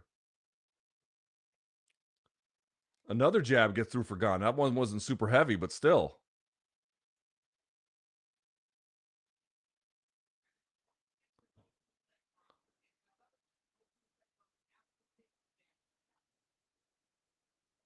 Good leg kick from Tom.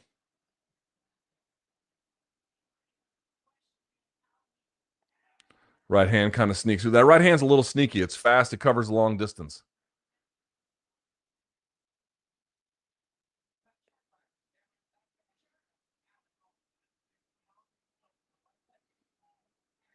Oh, he gets jabbed coming in. Good shot by, oh, a bit of an eye poke there from Gane.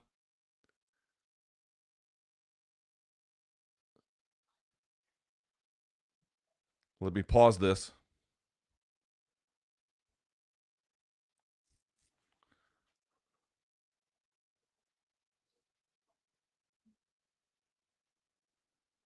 Let's see that. Oh, oh, oh, yeah, dude, that definitely went in. What the fuck? Ugh. Yeah, dude. By the way, I like the ref cam. I don't know how y'all feel about it. Obviously, they're not the first MMA organization to do it, but I like it.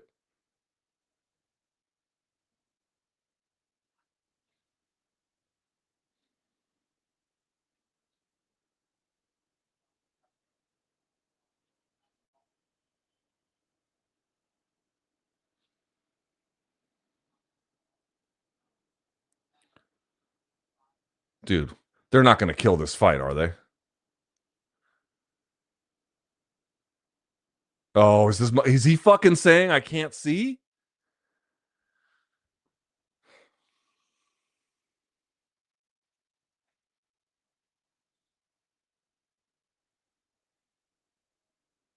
Dude. Oh my god, dude.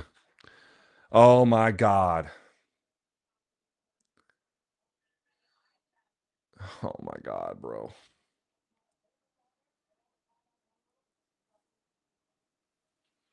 Give him all his time. Give him all his time. Dude, look at that. Oh. Mm.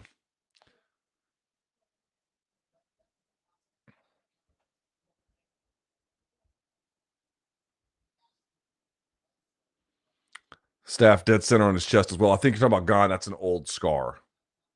Jones instructing Gane to eye poke via telepathy. That's funny.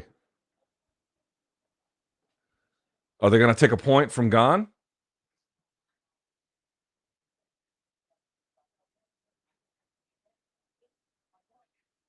Oh my fucking God, bro. Are they going to end this fight?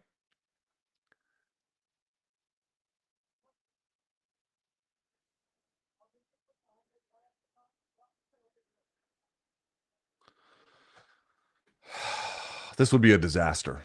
This would be a disaster.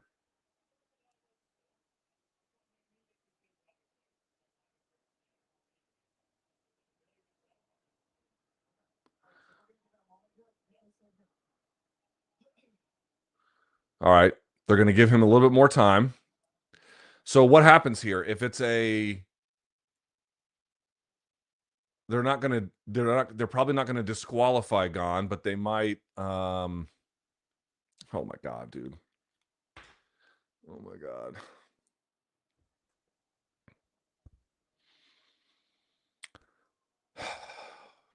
Jesus.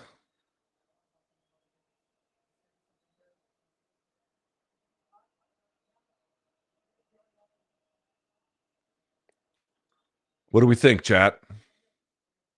What do we think? Now, if you're Aspinall, you're in a real fucked up spot here. Dude, they're going to wave it. They're going to fucking wave it. Oh my God. Oh my God. Oh my God. Oh my God. They're going to fucking stop this. They haven't done it yet. No, they haven't done it yet. Oh my God.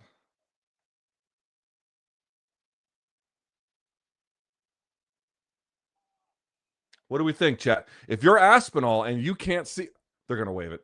They're going to wave it. And they waved it.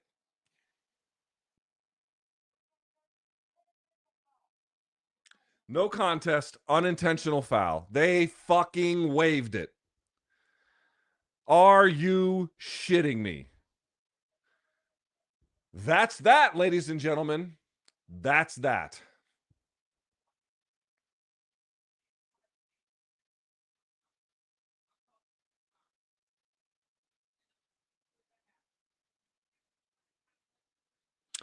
Did you guys see Dana White on the ringside, like sitting there next to Hezbollah? He got up real slow. I bet he is just like, well, I bet like the rest of us, just like, what? Why? Why? What? Why?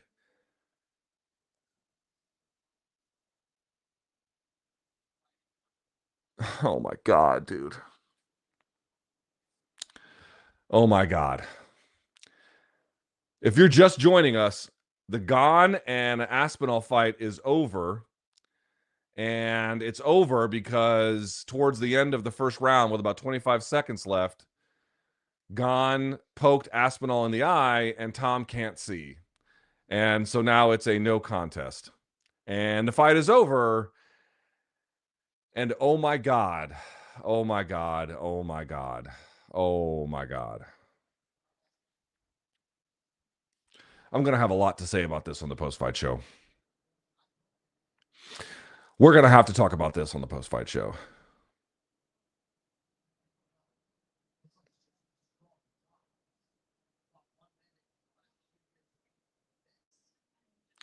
I don't think Gane did it on purpose. I really don't. I don't think Gane did anything like this on purpose. I don't think he's some kind of intentional cheat, or maybe he is. I don't know, but I don't think that. But oh my God. Oh my God. You gotta be kidding me.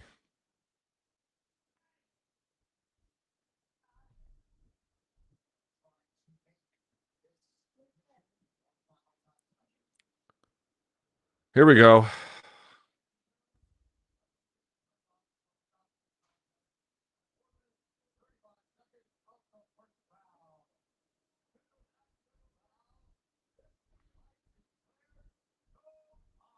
No contest.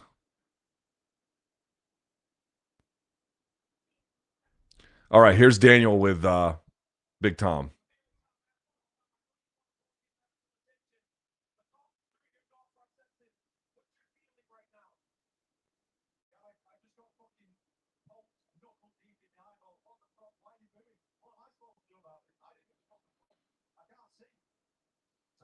He's saying, "What do you want me to do about it? I can't see."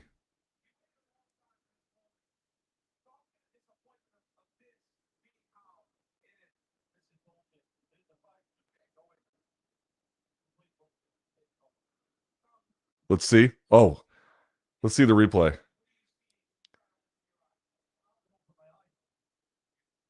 Oh, oh, oh, God. Oh, golly.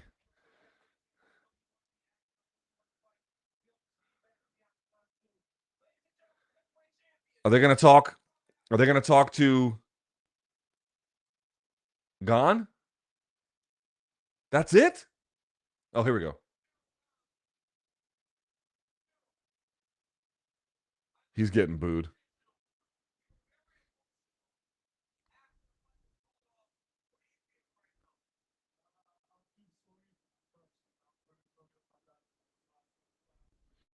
He's at least apologizing.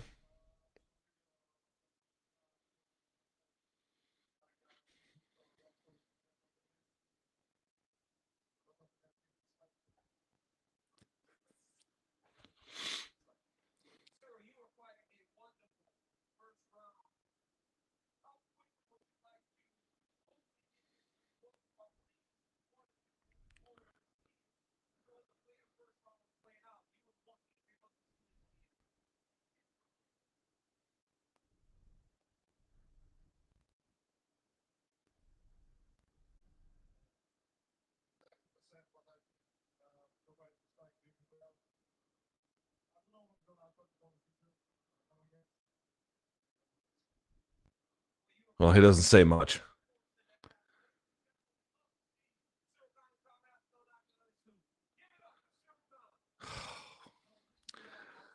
Oh, my God. Okay, let me tweet out that the show is going to start, and then we're going to start. Oh, my God. Oh, my God.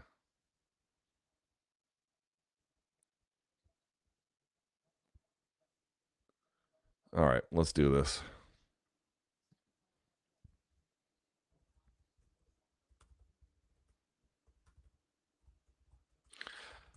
Let's talk about it.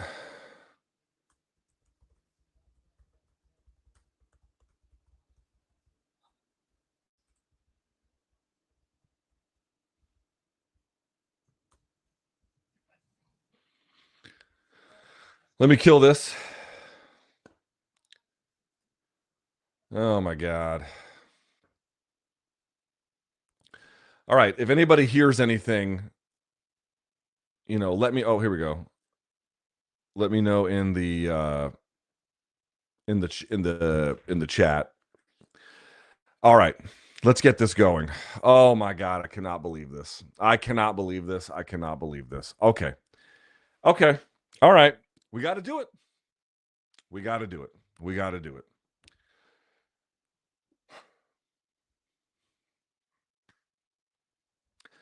Hello, everyone. My name is Luke Thomas. We just did the UFC 321 watch along. It is time now for the UFC 321 post-fight show.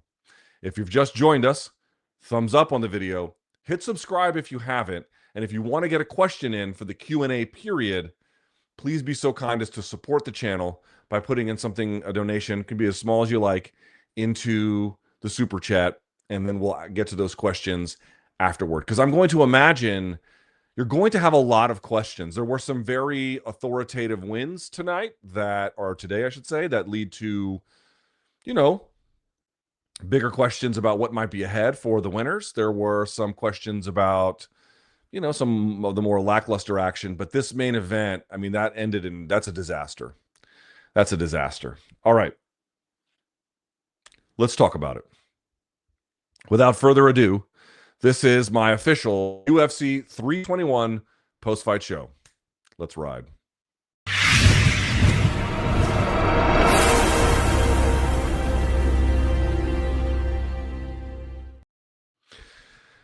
Okay.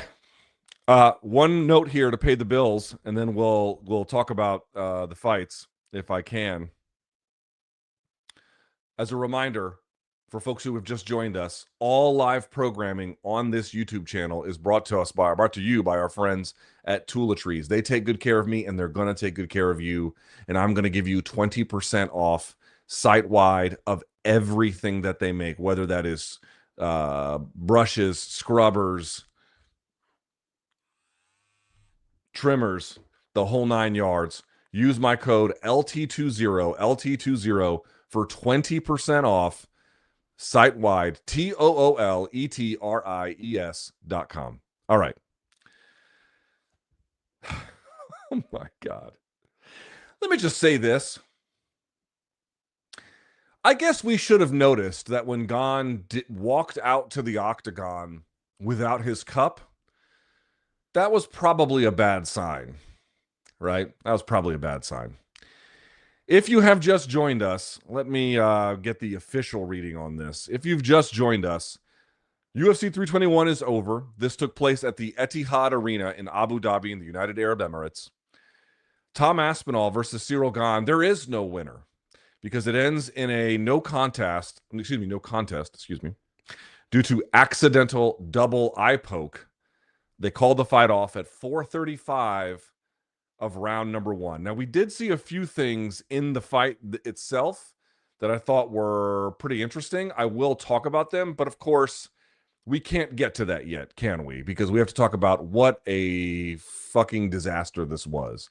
Now, let's be clear about this. This is not on, as it pertains to just tonight, this is not on UFC. They booked Aspinall. We all wanted him back. Again, there's a question about whether Gane had defeated Volkov prior to this. That was very questionable, but he got his hand raised. They wanted to put this one together. It made sense for a European audience. You have a French audience. You have a British audience. Of course, it's a worldwide audience, but, a French guy, a British guy. It makes sense that they would put it in that sort of the Middle Eastern time zone. This was a title fight that was a title defense at heavyweight, which hadn't happened in some years. They did what they could. This is terrible. This is terrible. Okay, let me say one thing up front before we talk about the individual actors here. I'm not going to get up here and rail with fire and brimstone because I don't think that would be helpful. And honestly, no one would listen anyway, and they might not listen to this, and they probably won't listen to this anyway. But for anyone who might be listening, maybe there's a chance that we can get to a better place. How many of these kinds of events, whether it's a main event or not, but certainly in this particular case, a main event, how many of these do we have to have before we realize that we need better gloves? Now, what is interesting about the gloves that the UFC tried to institute, I guess either the beginning of this year or the end of last year, I can no longer even remember what the time frame was. They were trying to solve many problems, and they said that eye pokes went down with them, but that was never really fully tested in UFC fights enough for us to really know. But we do know that there are other designs, the Everlast Power Lock design, the old Pride Glove design, that naturally curved the fingers over, that research does show meaningfully reduces the amount of eye pokes. Now, the reality, as you all know, is nothing is going to be 100%. It wouldn't matter if the UFC had instituted the use of those kinds of gloves years ago. We still potentially could have gotten what we got tonight, because Gane, the idea is your fingers are supposed to be, the fingertips face the sky rather than facing out in front of you, and then you're scraping someone's eyelids like that. That's the idea behind those gloves, or at least the rules anyway. But what I can say is, I know the UFC probably feels like, hey, we went to another kind of glove and we didn't get, I think they thought they might have had concerning results based on a decline in the amount of TKO or KO stoppages. I mean, it didn't seem to affect Ilia Topuria, but okay, fair enough. There was a measurable decline for the most part across weight classes, but it wasn't enough evidence to really to tell us if that was an interim thing or a permanent thing or what have you. The point I'm trying to make is, does it not seem now for an organization that is so large that they are basically the MMA industry that is now entering a deal where they're going to get $1 billion plus a year in rights fees? It doesn't seem to me like an unreasonable ask for them to find a glove design that we know potentially from, if you borrow the Pride design or some of the Power Lock designs that Everlast makes, that there's no evidence that those contribute to a decline in knockouts, but there is evidence they contribute to a substantial decline in the amount of eye pokes. I don't feel personally like this is a big ask. And of course, you might say there's a right way and a wrong way to try that out. Absolutely. Absolutely. You might just try it on Contender Series first. You might try it on, non-title fights first. You might try it on Fight Nights first. You might try it on Apex fights first, and then slowly accumulate data to see what it shows. Fair enough. I'm not saying they have to find a new glove and then roll it out the next day and then the problem is solved. That's not what I'm saying. What I am saying is there is at least a world where we should consider that what we got tonight might not have happened with a better glove design, and the kind of glove design that doesn't exist in some kind of imaginative state. We actually have designs, and we have had designs on the books for quite some time. Trevor Whitman's gloves could be another one of those that meaningfully reduce these kinds of things. I just don't feel like at this stage of the ball game, it has to be this way. This is not an inevitability. As I indicated, even with a better glove design, it's also possible that you would have gotten this. But I would have liked to have taken my chances with a glove design that better addresses this. Okay, that's what I want to say up front. Now, as for what this is, I'm not going to say calamitous, but this is not great. Gane has made a series of errors in previous fights, typically the kind that only involves him suffering because of how bad the calculus is. But here is a case where he just engaged in undisciplined defensive contact, and it led to a disastrous result. It makes him look bad. It made the fight end in a totally anticlimactic manner. It makes Tom, you could see how and hear how frustrated he was. I'm sure the UFC feels like that's absolutely not the result that they want. I'm sure you at home are deeply unsatisfied by this. And the real fault here, again, even if I'm making the case that the UFC could probably take more preventative care with a better glove design, at the same time, on this particular night, the fault largely falls on Ciryl Gane for acting in a very undisciplined way defensively. Just pushing off the face deep into the eye socket like that. This is simply an unacceptable way to use your weapons. It doesn't need to be this way. He didn't use the kind of professional, not care for his opponent per se, although that's part of it, but just care for the integrity of the fight itself. And by the way, not for nothing, I thought Gane was winning this fight. I mean, there was a lot of fight left to go, but that round up as long as it went, I thought Gane was performing well. But he just has a bad habits of making either poor decisions, sort of bad defensive scrambling, and he reacts in ways that is undisciplined and yields extremely unfortunate results. There is a question about how bad this eye poke is for Tom. I'm not saying he was malingering, actually quite the opposite. What I'm saying is there a world where this is like a really bad eye poke that messes up his vision long term, that could see him sit out longer? I mean, I don't even necessarily want to speculate in that direction, But I mean, the fight just got called off or something like that. You at least have to consider. I'm telling you, I've talked to so many fighters after their careers where, even if it wasn't as substantial an eye poke as this one, that, their eyes just got kind of messed up from contact or being scraped a couple of times here and there. And like at the end of a long road, the added weight of that ends up messing up their vision. There's a question about that too. How fast can Tom turn around? I don't know. Is the UFC going to want to book a rematch? I don't know. They may look at this and say, we're just kind of done with Gane. We don't know what to do with it. Now, my feeling is they probably won't do that.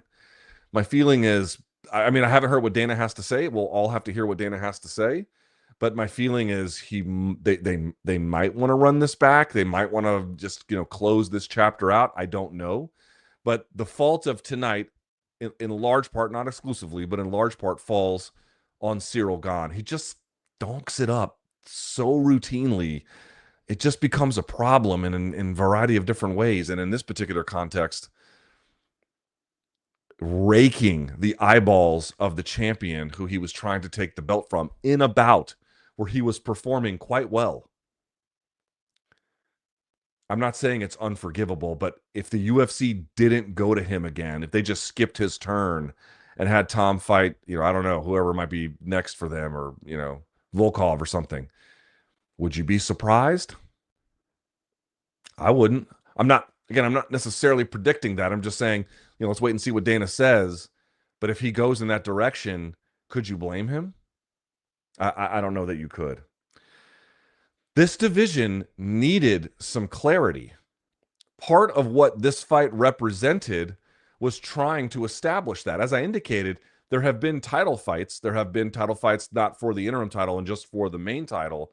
But the title itself hasn't been defended, I think, since Ngannou fought Gane. Something like that. A long time. A long time. And this fight was supposed to represent, okay, now we can have some order. Maybe Tom plants his flag and he just becomes that guy. Or maybe Gane scores a huge upset. But either way, you would have a champion crowned who there would be no John Jones distraction. You know what I mean? There would be no question about, like, there's another guy hanging out there in this division. This was supposed to be the fight that brought clarity to this division. The division's already suffering, not just in UFC, globally. Like, globally, heavyweight is really something of disrepair, certainly declined relative to 10, 15 years ago, certainly. And you were hoping for, this is one of the better matchups you think you could make on paper. And again, I thought it was delivering for the most part up until it just wasn't. I do think we need to be honest about that. But it is deeply unfortunate we are in a place where the fight that was supposed to kind of be a goodbye to all of that ended up being yet another reminder of the state of things, another kind of mark, an ugly mark on the career of sort of Ciryl Gane, just finding a way to mess things up one way or the other for himself or others. And now another delay for Tom in trying to, if he is going to be the guy to plant the flag, in getting that campaign really going in a sustained way. Remember, the guy had been off for 15 months coming into the night, and this is where he ended up. Disaster, bro. Disaster. Disaster. I just don't know how you could call that anything else other than disaster. That is so freaking unfortunate. I don't even know what to say. Now, I'm trying to see let me pull up Aaron Bronstetter's Twitter account because he's real good about getting Dana stuff going. All right. No, nothing yet. I'm going to wait for him. Now, let's talk about the fight itself while we can. First of all, I hope that Tom is able to turn around relatively quickly. I don't know if he will be. Certainly that is my hope. I will say, I thought Gane looked really good in this fight up until he fucked it all up. But I thought before that, I thought his jab was looking great. He had that great elbow on Tom as Tom overextended. Some of the things that we had pointed out about, I mean, this is another problem, right? Like the big questions about Tom, we were hoping to get an answer about them. Still didn't really get definitive answers. We're kind of still in this holding pattern. Not great, certainly. But let me just say, Gane looked great with the jab. His lateral movement was strong. Tom had a hard time. I think, there's a question about how hard he was looking for the takedown, but he couldn't get it. He was able to land some good leg kicks. There was a couple times he had a cross that would follow up that long right. It was fast. It could cover distance. That was pretty good. But he wasn't corralling the movement of Ciryl Gane. He wasn't controlling for it. And as a consequence, Gane's just rotating. I mentioned it on the broadcast when we were talking. He had tons of room to move, right? So he really had a lot going for him there. Tom just kind of let him have it. Let me look at the stats on this and I'll show them to you. I'd be curious to see what they look like. Again, limited inference you can draw. Let's take a look at some of this if we can. Let me share my screen here. UFC stats. Okay, let's do that. All right, let's bring that in. Let's take a look at that here. Oops, let me get rid of this one on the backdrop here so you guys can see this nonsense. Okay, then let's do it like that. All right, very good. Okay, so you've got Aspinall on the top line, Gane on the second line. Basically, even in the number of overall strikes, he failed on that one takedown. So there's no control time. So this doesn't tell us much. Let's look at targeting. Tom had 51% to the head. Gane a little bit more, mixing it up, as you can see. All these numbers are a little bit closer together. Tom kind of leg kick and head hunting. Went to the body a little bit. You saw a couple of those head kicks he was throwing. That was pretty nice. That would be targeting the head. Gane mixing it up here. In terms of the targeting itself, what do we have here? Aspinall going to the head 14 times, to the body 5, to the leg 8. Gane upstairs just a little bit, to the body more so, and then to the leg, especially taking out the wheels. Dude, this is a good game plan by Gane. This is a good game plan. Taking out the wheels and going to the body of Aspinall, slowing him down, that actually made a lot of sense. Tom's face was all bloodied and messed up. You know what I mean? Like, that made all the sense in the world. So this is what I mean. Like, Gane looked okay. So he didn't come out with his cup, and that was weird. And then it looked to me like he had maybe some.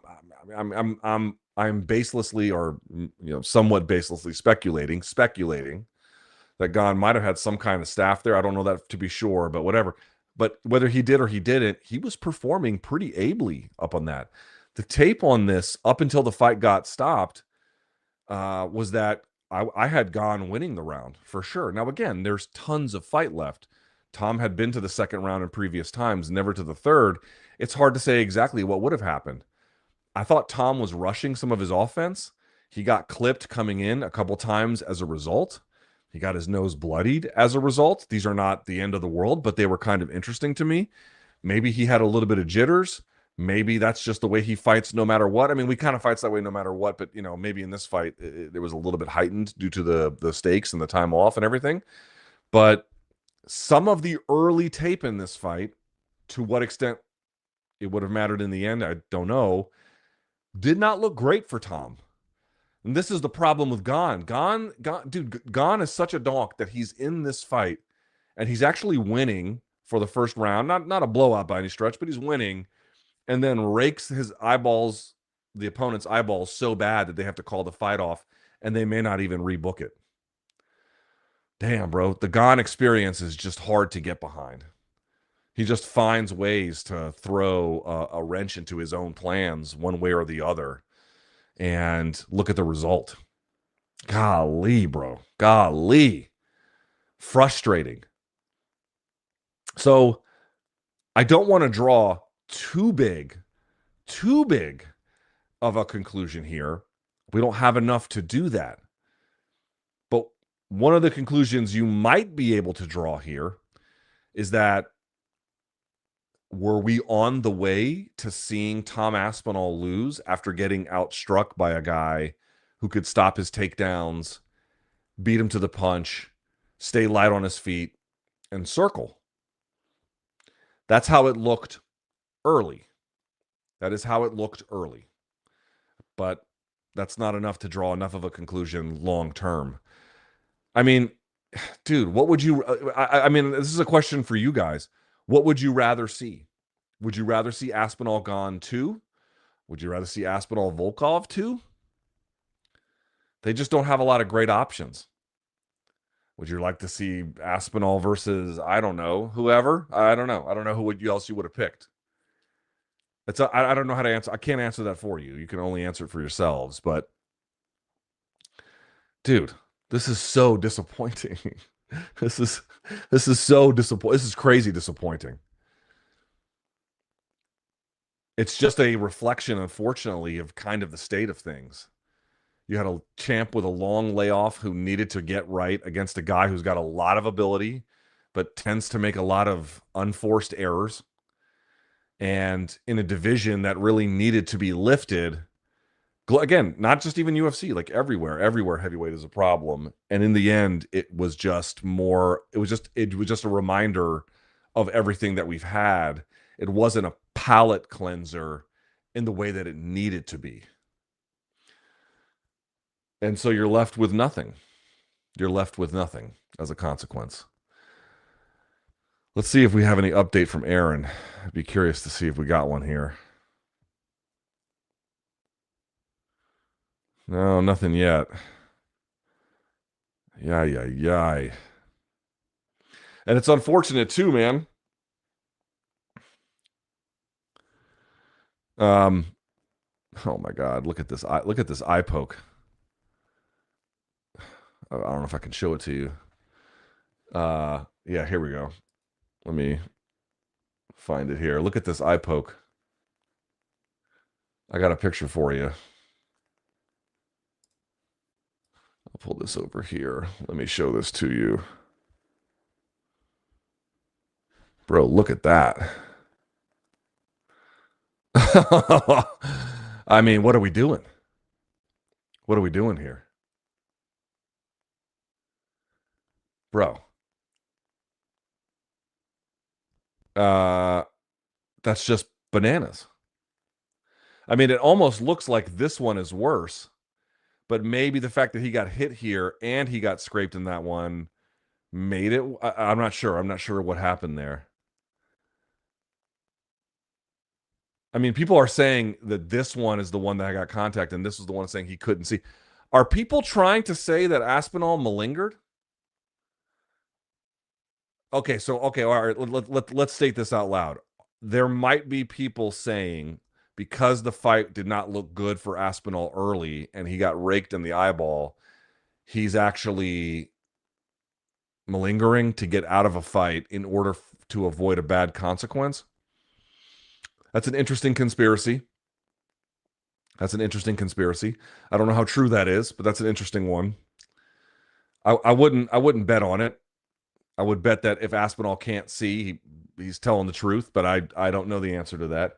If you're John Jones and you're looking at this, I don't know what you're saying because, again, Aspinall didn't look great early, but there was so much fight left. It's hard to make a super broad declaration about what it means. It's just extremely unfortunate. Someone saying it should have been a DQ. Oh my God. Yeah, I don't know. Yeah, accidental foul. What is the point of an act? Okay, it's a no contest because he didn't mean to. So what? So what? So what that he didn't mean to? Look at the result. Who cares if he meant to? I didn't mean to hurt him. You did. Well, I didn't mean to make it that bad. You did. Like, I'm not saying that the only way to judge these things are based on how bad the severity of it is. I guess what I am saying is the severity of it should be, if not the dominant factor, one of them, because you need that to make a judgment call about how to handle this. If he doesn't mean to do it, but it's still so severe that the guy can't continue, unless you just think he's malingering, shouldn't that play a role? I guess we'll have to see what Dana says. I don't know. I don't know what else to say about this bout. You didn't get enough to have broad analysis. This was supposed to be a palate cleanser. This is supposed to be one of the better matchups you got. This is the second to last, there's only 2 more pay-per-views left. potentially in company history. Oh, what a nightmare. What a nightmare. What a nightmare. I mean, what else am I supposed to say about that? What a nightmare. I'm going to give this one more look if I can. This is hang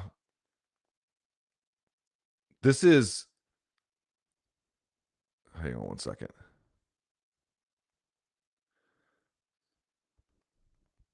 Yeah, people are saying that the other eye poke looked worse than the one that ended the fight. But maybe he had, I don't know. I don't know. I don't know what to say about that.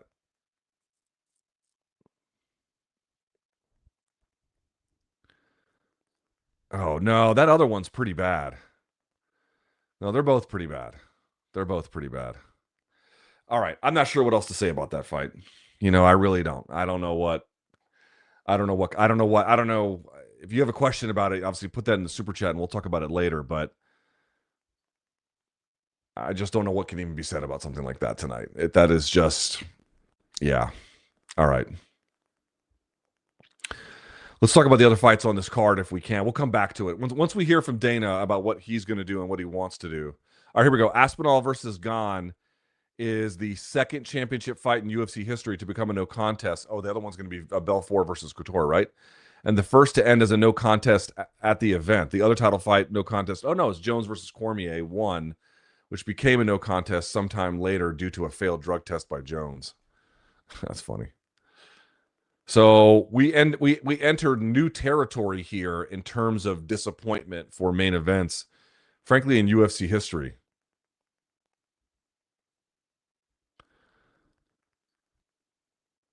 Yeah, that's terrible. Tom sat out 454 days and then got eye poked in the first round. 454 days without competition and then gets eye poked. Okay. I just want to point out, last thing I'm going to say on this, we have to be careful about what declarations we make about what the tape showed, but it wasn't great. And by the way, here we go. Future odds from betonline_AG. Tom Aspinall minus 185. Ciryl Gane plus 160. He was minus 350 before. Narrowed that. How interesting is that? That's something, right? Golly, bro. All right. I really want to hear what Dana has to say because that seems so important to this conversation, but I just don't know where we are on that. Let's see how close we are. Do we have any Dana update yet? No. All right, I'll come back to it. I'm sure it's going to be here soon. Here we go. I'm going to retweet that. All right, let's go to the co-main event. Mackenzie Dern defeated Virna Jandiroba 48-47, 48-47, 49-46. If you watched this fight with me, then you know how. I mean, the main event is disappointing because of the nature of how it ended. This fight is not necessarily disappointing in that way at all. And in fact, I'm not disappointed per se. Mackenzie Dern rightfully won. She rightfully won. I think the judges got it right. 3-2-4-1. It's exactly correct. No problems at all. Jandiroba in this fight. Let me look at her the numbers on this one. Yeah, dude. I mean, this is crazy. This is crazy. Jandiroba had a total of 9 takedowns with nearly, not quite, a round of time in top control. Excuse me, what am I saying? Almost 2 rounds. 9 minutes and 7 seconds. She had 2 minutes, 157 in the first round. She had 224 in the second round, 209 in the third round. Some of that's pressing her up against the fence. Just 13 seconds in round 4, and then 2.5 minutes in round 5. And her ground and pound was so anemic. Not only did she not utilize the position, she got basically outstruck from there. And I honestly think that rather than her boosting her fortunes by virtue of the takedown, it actually sealed her fate. As I indicated previously, if you're new to the UFC, or you're predominantly a striker, or you're kind of like a lower level prelim card guy, or you're 24, 25 or something, and these are still portions of your game that haven't been ironed out, and especially if you're going up against a tricky guard player, I can understand not having that much ground and pound. And of course, Dern has got a phenomenal guard and is going to be very, very tricky there.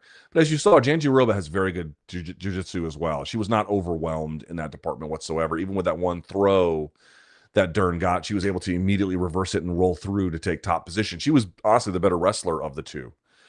But what ends up happening is that Dern is so comfortable in going for stuff with her guard that Jandiroba ended up, I mean, I don't know if it was intentional because they planned it that way or because that was just the way she felt in the fight. She got to top control or some version of top control, and she would have good posture to avoid, any arm bar, or you can even triangle if you can shoot the legs up when someone is ramrod straight like that, but it's still tough to do. But for the most part, avoided any kind of real submission threat. Very good, credit to Jandiroba. That's tough to do against a grappler the likes of Mackenzie Dern. However, all she threw were hammer fists, and not even very heavy ones, just kind of light pitter-patter ones. Dude, how are you supposed to win a UFC title fight doing shit like that? You're 37, not a promotional darling. We're talking about Jandiroba. You're very skilled. It's not the issue about not being skilled. And deserving of the opportunity. I mean, obviously, with the champion moving up, they had to, give it to someone. She earned the spot. I'm not complaining about that at all. I'm saying, how are you at this stage of your career with this level of skill and this level of stakes, and you're getting to takedowns, and you think that it's sufficient to throw hammer fists while the person underneath is threatening your balance with omoplatas or different kinds of guard manipulation and heavy elbows? Like, you're literally getting outstruck from the bottom. That's not unheard of, but when you're having 9 minutes plus of top control with 9 takedowns, and that ended up yielding a situation where you were basically outstruck there, this is unforgivable. Unforgivable at this stage of her career. I'm not saying it with glee, but I'm looking at what happened and I'm saying that's a losing game plan. That's a losing effort and a losing game plan. Not because she didn't have heart. I honestly am wondering at this point, did she and her team think that, like, by getting takedowns and getting top control and not letting the submission threat ever get too serious, because it didn't, and then throwing pitter-patter shots, that was a sufficient basis to win the fights? Because if they thought anything other than, first of all, if you thought that, that's not forgivable. And then if you thought I hate that shit. If you thought that, that's unforgivable. And then even if you didn't think that, you knew it wasn't good enough, but you just kept going to it, it's also unforgivable. It's unforgivable. How are you this skilled, this far in your career, and this is all you can manage? Oh, you might have lost the position. You lost the fight. How is that any better? How is that any better? Dern clearly did what she needed to when she got taken. She stuffed, how many takedowns did she stuff? She stuffed 8 of them. It's pretty good. No, yes, she stuffed 8 of them. She got 2 of her own. I thought on the feet, her jab was great. There were times later in the fight where Jandiroba had a good left hook. Jandiroba did a pretty good job from open stance, kind of staying busy. Getting to the takedown, I thought was, this was that she had, it was there to be won. It was there to be won. For sure, it was there to be won. And she gave it away. On the feet, there were times where I thought she got the better of Dern, but in general, I thought Dern did the better work. She went to the kicks early. Jandiroba was using that for takedowns, so she kind of got away from it. So that limited her to an extent. But the harder hitter seemed to be Dern. Dern seemed to be doing more with like 1-2s, for example. The jab 1-2, the jab 2. She was just a little bit more forceful on the feet. And then, yeah, she got taken down a bunch, but then she's threatening with the guard. She's scoop gripping the thigh. A little bit. She got a little bit reckless there with the up kicks, although it didn't really affect the fight. And then just, was heavy with the elbows wherever she could be. And then that was plenty. And then the other part too about Jandiroba, she defended one takedown with the elbows like this, like the Josh Barnett, Travis Brown thing. And then on the fence, she had one underhook Jandiroba did, and then came across with the elbow on the other side. So it's like you're throwing elbows in these other contexts. How are you not doing something like that in this other one? It's frustrating to watch something like that for an experienced, well-rounded, and I'm going to say, in terms of the title opportunity, deserving fighter. Dern, again, better about her exits for sure. Better about getting her head and then throwing it over for sure off the center line and throwing over the top. Much, much, much better for that. Still some issues in fall and then rolling underneath and then pivoting out. There's still some issues with that. But, much better being forceful with the striking, much better entries, much better exits. Again, more forceful, the striker between them, heavy with attacks underneath, not being afraid to be taken down there. I mean, obviously she, there's some takedown defensive issues there for her, but if anybody is forgivable for having, suspect takedown defense, given the guard that she has, it's Dern or it's Charles Oliveira. This is my point, dude. Look at what people do when they take down Charles Oliveira. Do they pepper him with ground and pound that's just like bullshit shots to hold position? Or do they fucking hammer him? And listen, sometimes they lose. She lost anyway. What is the argument to not open up, either taking one step up, 2 feet on the ground, and then hammering something coming down? Even if she covers, just making her react that way. Oh my God. Giving it away. For Dern, I think you have to kind of be happy for her. This is a long time coming. She was a jiu-jitsu phenom. She won basically everything gi and no gi that you could win during the time in which she competed. Granted, her path to the title, I think, was a little bit uneven, and I would say a little fortuitous because the champ, Zhang Weili, I think, would wreck either of these two ladies, but she moved up to take on Shevchenko. Can't wait to see that. And so Dern fulfills the promise that I think for a while there looked like she couldn't or wouldn't. And that is not a thing to lose sight of. At the same time, as I indicated, you had an opponent here with very questionable tactics. And if Zhang Weili is there, I'm picking Zhang over both of them. There's a question now about Tatiana Suarez. I think that's a decent fight for UFC for sure. Suarez certainly impacted by injury, impacted by time off, but is right there. And that's a fight that I think the UFC is probably going to be eager to make. So they get something from this. UFC definitely gets something. They get somebody who's more marketable in this role. I don't know how long she's going to hold the belt, but if you're UFC, you definitely have to be happy that she got her hand raised. There's still some fights you can make for her with the time she has in the sport, which is, again, could be still some considerable amounts of time. This is salvageable for them. This is a decent outcome for them. And again, I thought Dern in general fought pretty well. Takedown defense, not so great. But again, we discussed this. Like, if you got a guard like hers, it's a little bit more forgivable. And then the improvements in the stand-up were pretty significant. It's just that she doesn't feint very much. She still kind of clashes and jousts with the opponent rather than, setting it up. But in general, I'm going to say a commendable effort from Mackenzie Dern. And honestly, finding offense where she needed to, which is what Jandiroba could not do.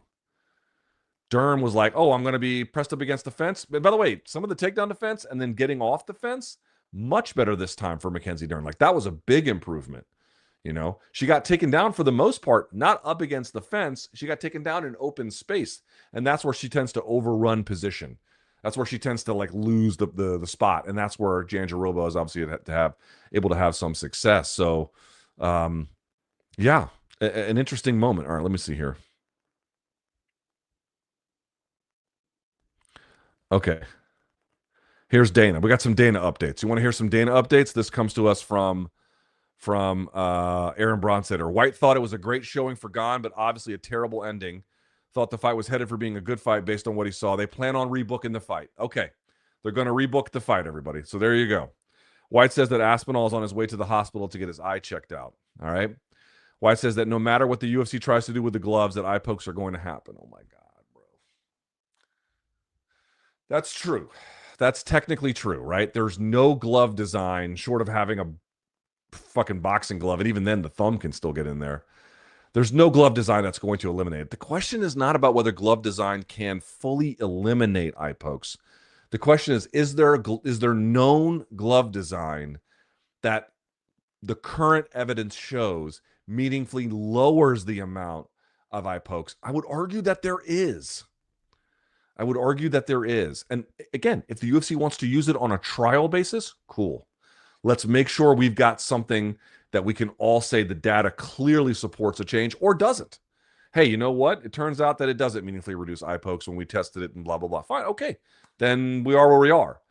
But the idea that like all glove designs yield the same amount of eye pokes, I have questions about to what extent that is true.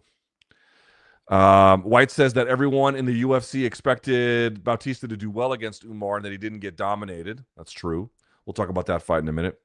White says that you can't win a fight by just laying on an opponent. And he was very happy that the judges awarded Volkov the decision. We'll talk about that.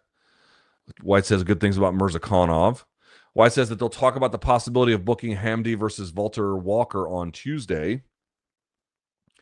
White says the UFC has an incredible relationship with Khabib and his teams, but he has no idea whether Usman Nurmagomedov could join the UFC and that the matchmakers would know more about that situation. White says that a boxing match between Fedor and Krokop are not the kinds of boxing matches that Zuffa Boxing will be looking to make, but he's sure that the other promoters would want to. Let's see. Is no one asking about the Dern fight? Again, White says they're going to rebook Aspinal versus Gane, quote, as soon as possible. Nasrat Haqparast, we'll talk about that later, is going to be going, was cleared medically. I don't know what that means. I guess we'll come back to that part. Oh, here we go. I got it from Ant. Attendance tonight, 13,220. Your fight of the night, Klein versus Rombechki. Performances of the night were Walker and Saul killed. We'll talk about that in just a second. No matter what we've tried, eye pokes are going to happen. I just don't really agree with that. Wow, Chael Sonnen and Anthony Smith are apparently going after Aspinall, calling him a quitter. If he wanted to fight, he could have fought. You can't repeatedly tell the doctor you can't see. Yeah, but if you can't see, why shouldn't you tell the doctor that? You know what I mean? Poatan tweeted, "Let's make the UFC heavyweight division great again." Fair by Poatan. That's fair. In any case, Mackenzie Dern is your strawweight champion. I'm guessing they're going to book her against Tatiana Suarez. Yeah. All right. Let's talk about, you know what? Before we go any further, let's do this. And then we'll get to the rest of this card. Very quickly, we got to thank our friends here. Got to thank our friends at Toiletries. Toiletries.com. They take good care of me, and they're going to take good care of you. Use my code LT20 for 20% off at toiletries.com. I'm going to give you a big discount if you use that code at TOOLETRIES.com for 20% off. And what does it get you? It gets you, scrubbers like these for your scalp and for your beard. It gets you these for your back. It even gets you things like the shearer, which is my personal favorite, an incredible device. Right here it is, ergonomic handling. You can see it there, USB-C rechargeable, and absolutely, look at this. You got the light where you can see everything where you need to go. This thing is amazing, waterproof. Listen, Toiletries is about quality. It's about quality and investing in self-care.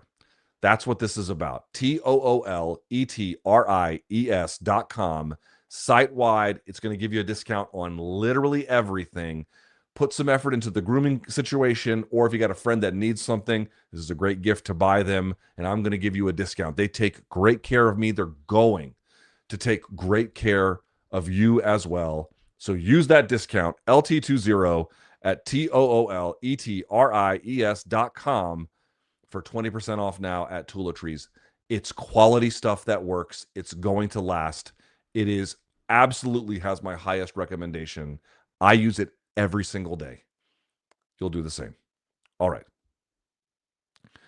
Let's talk about the rest of this card if we can. Umar Nurmagomedov defeats Mario Bautista, 30-27 across the board.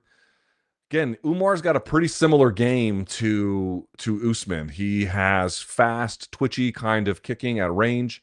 He can level change and cover distance very quickly. He can find the back.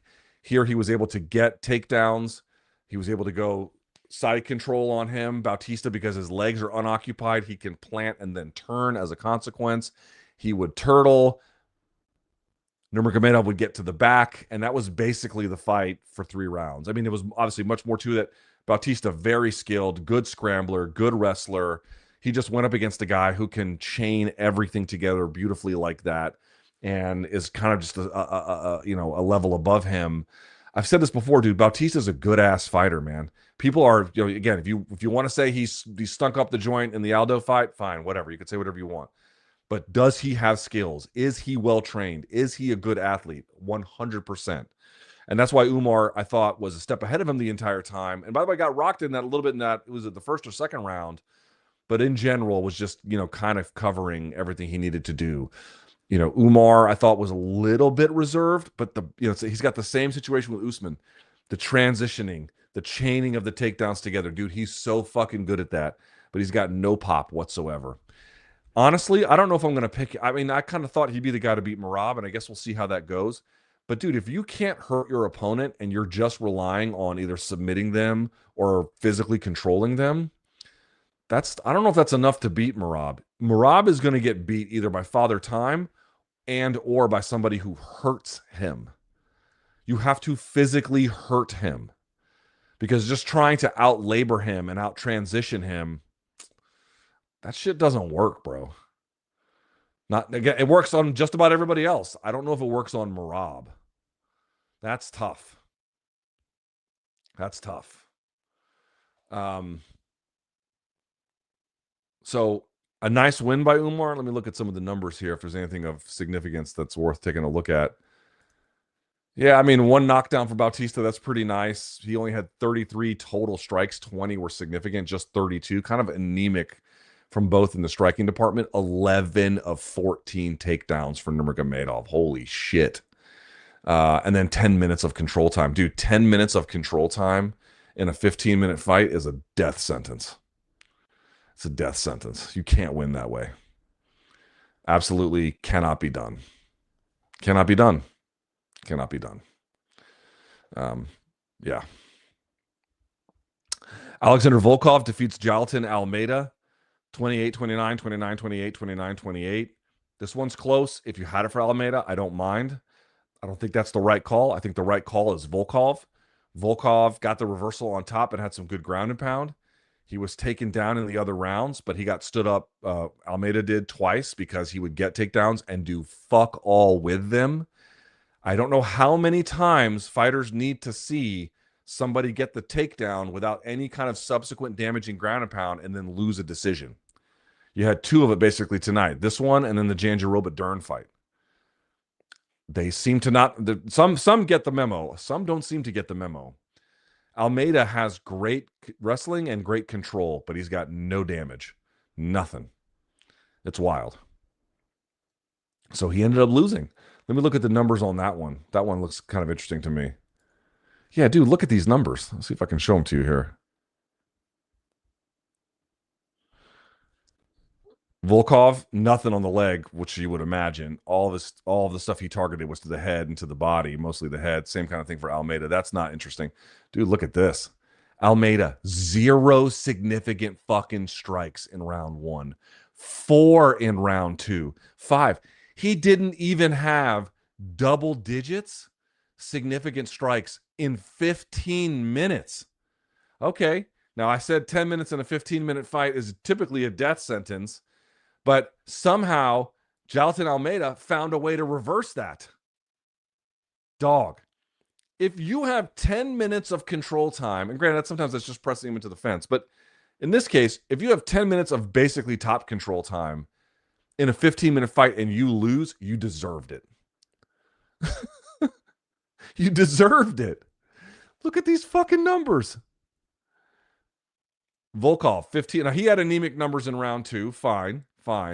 And it was close in this one. Okay, fine. He got the 3 takedowns. He didn't do shit with them. So now we're talking about like the quality of the striking, not the quantity of them, and what that gives us. But dude, this is, I mean, it's not a great showing from either of them, to be honest. Volkov is, talented but slow. Is very heavy. It's hard for him to move. And so he was just kind of a sitting duck for an athlete like Almeida in terms of getting the takedown. But that style of I'm going to take down and not pass or not pass much, and then also not do much ground and pound, who is this convincing to? So if Volkov, is kind of waiting in the wings here for a title shot, I'd be cool with that. But Almeida has nobody to blame but himself. I realize it's close, but he's got nobody to blame but himself. And then last but not least, Azamat Murzakanov defeats Alexander Rakic. This one went, unfortunately, a little bit in kind of how I thought it might.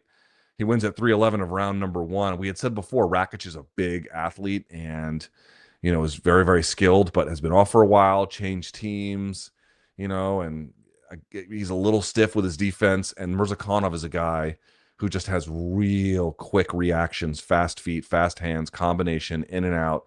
And I was like, that might be a bad combo. Sure enough, he's reaching for that single, and does it again, and his hands are down, and Murzakanov catches him with a jab coming in, but, forces collided, so it magnified it, and then that was all she wrote. It's a nice win by Murzakanov. We didn't know exactly what we were going to get with that as a consequence, because we were supposed to get the Johnny Walker fight. We didn't get the Johnny Walker fight because it fell through, so he fought Brenson Ribeiro, and he just smoked him. And I would still have some questions about Murzakanov based on like how big Rakic looked, and could someone who's a little bit more adept with their defense and distance closing give Murzakanov some problems? Sure, but Murzakanov's boxing speed, the fluidity of his movement, it's a problem. He's talented. He's a problem for people, no doubt about it.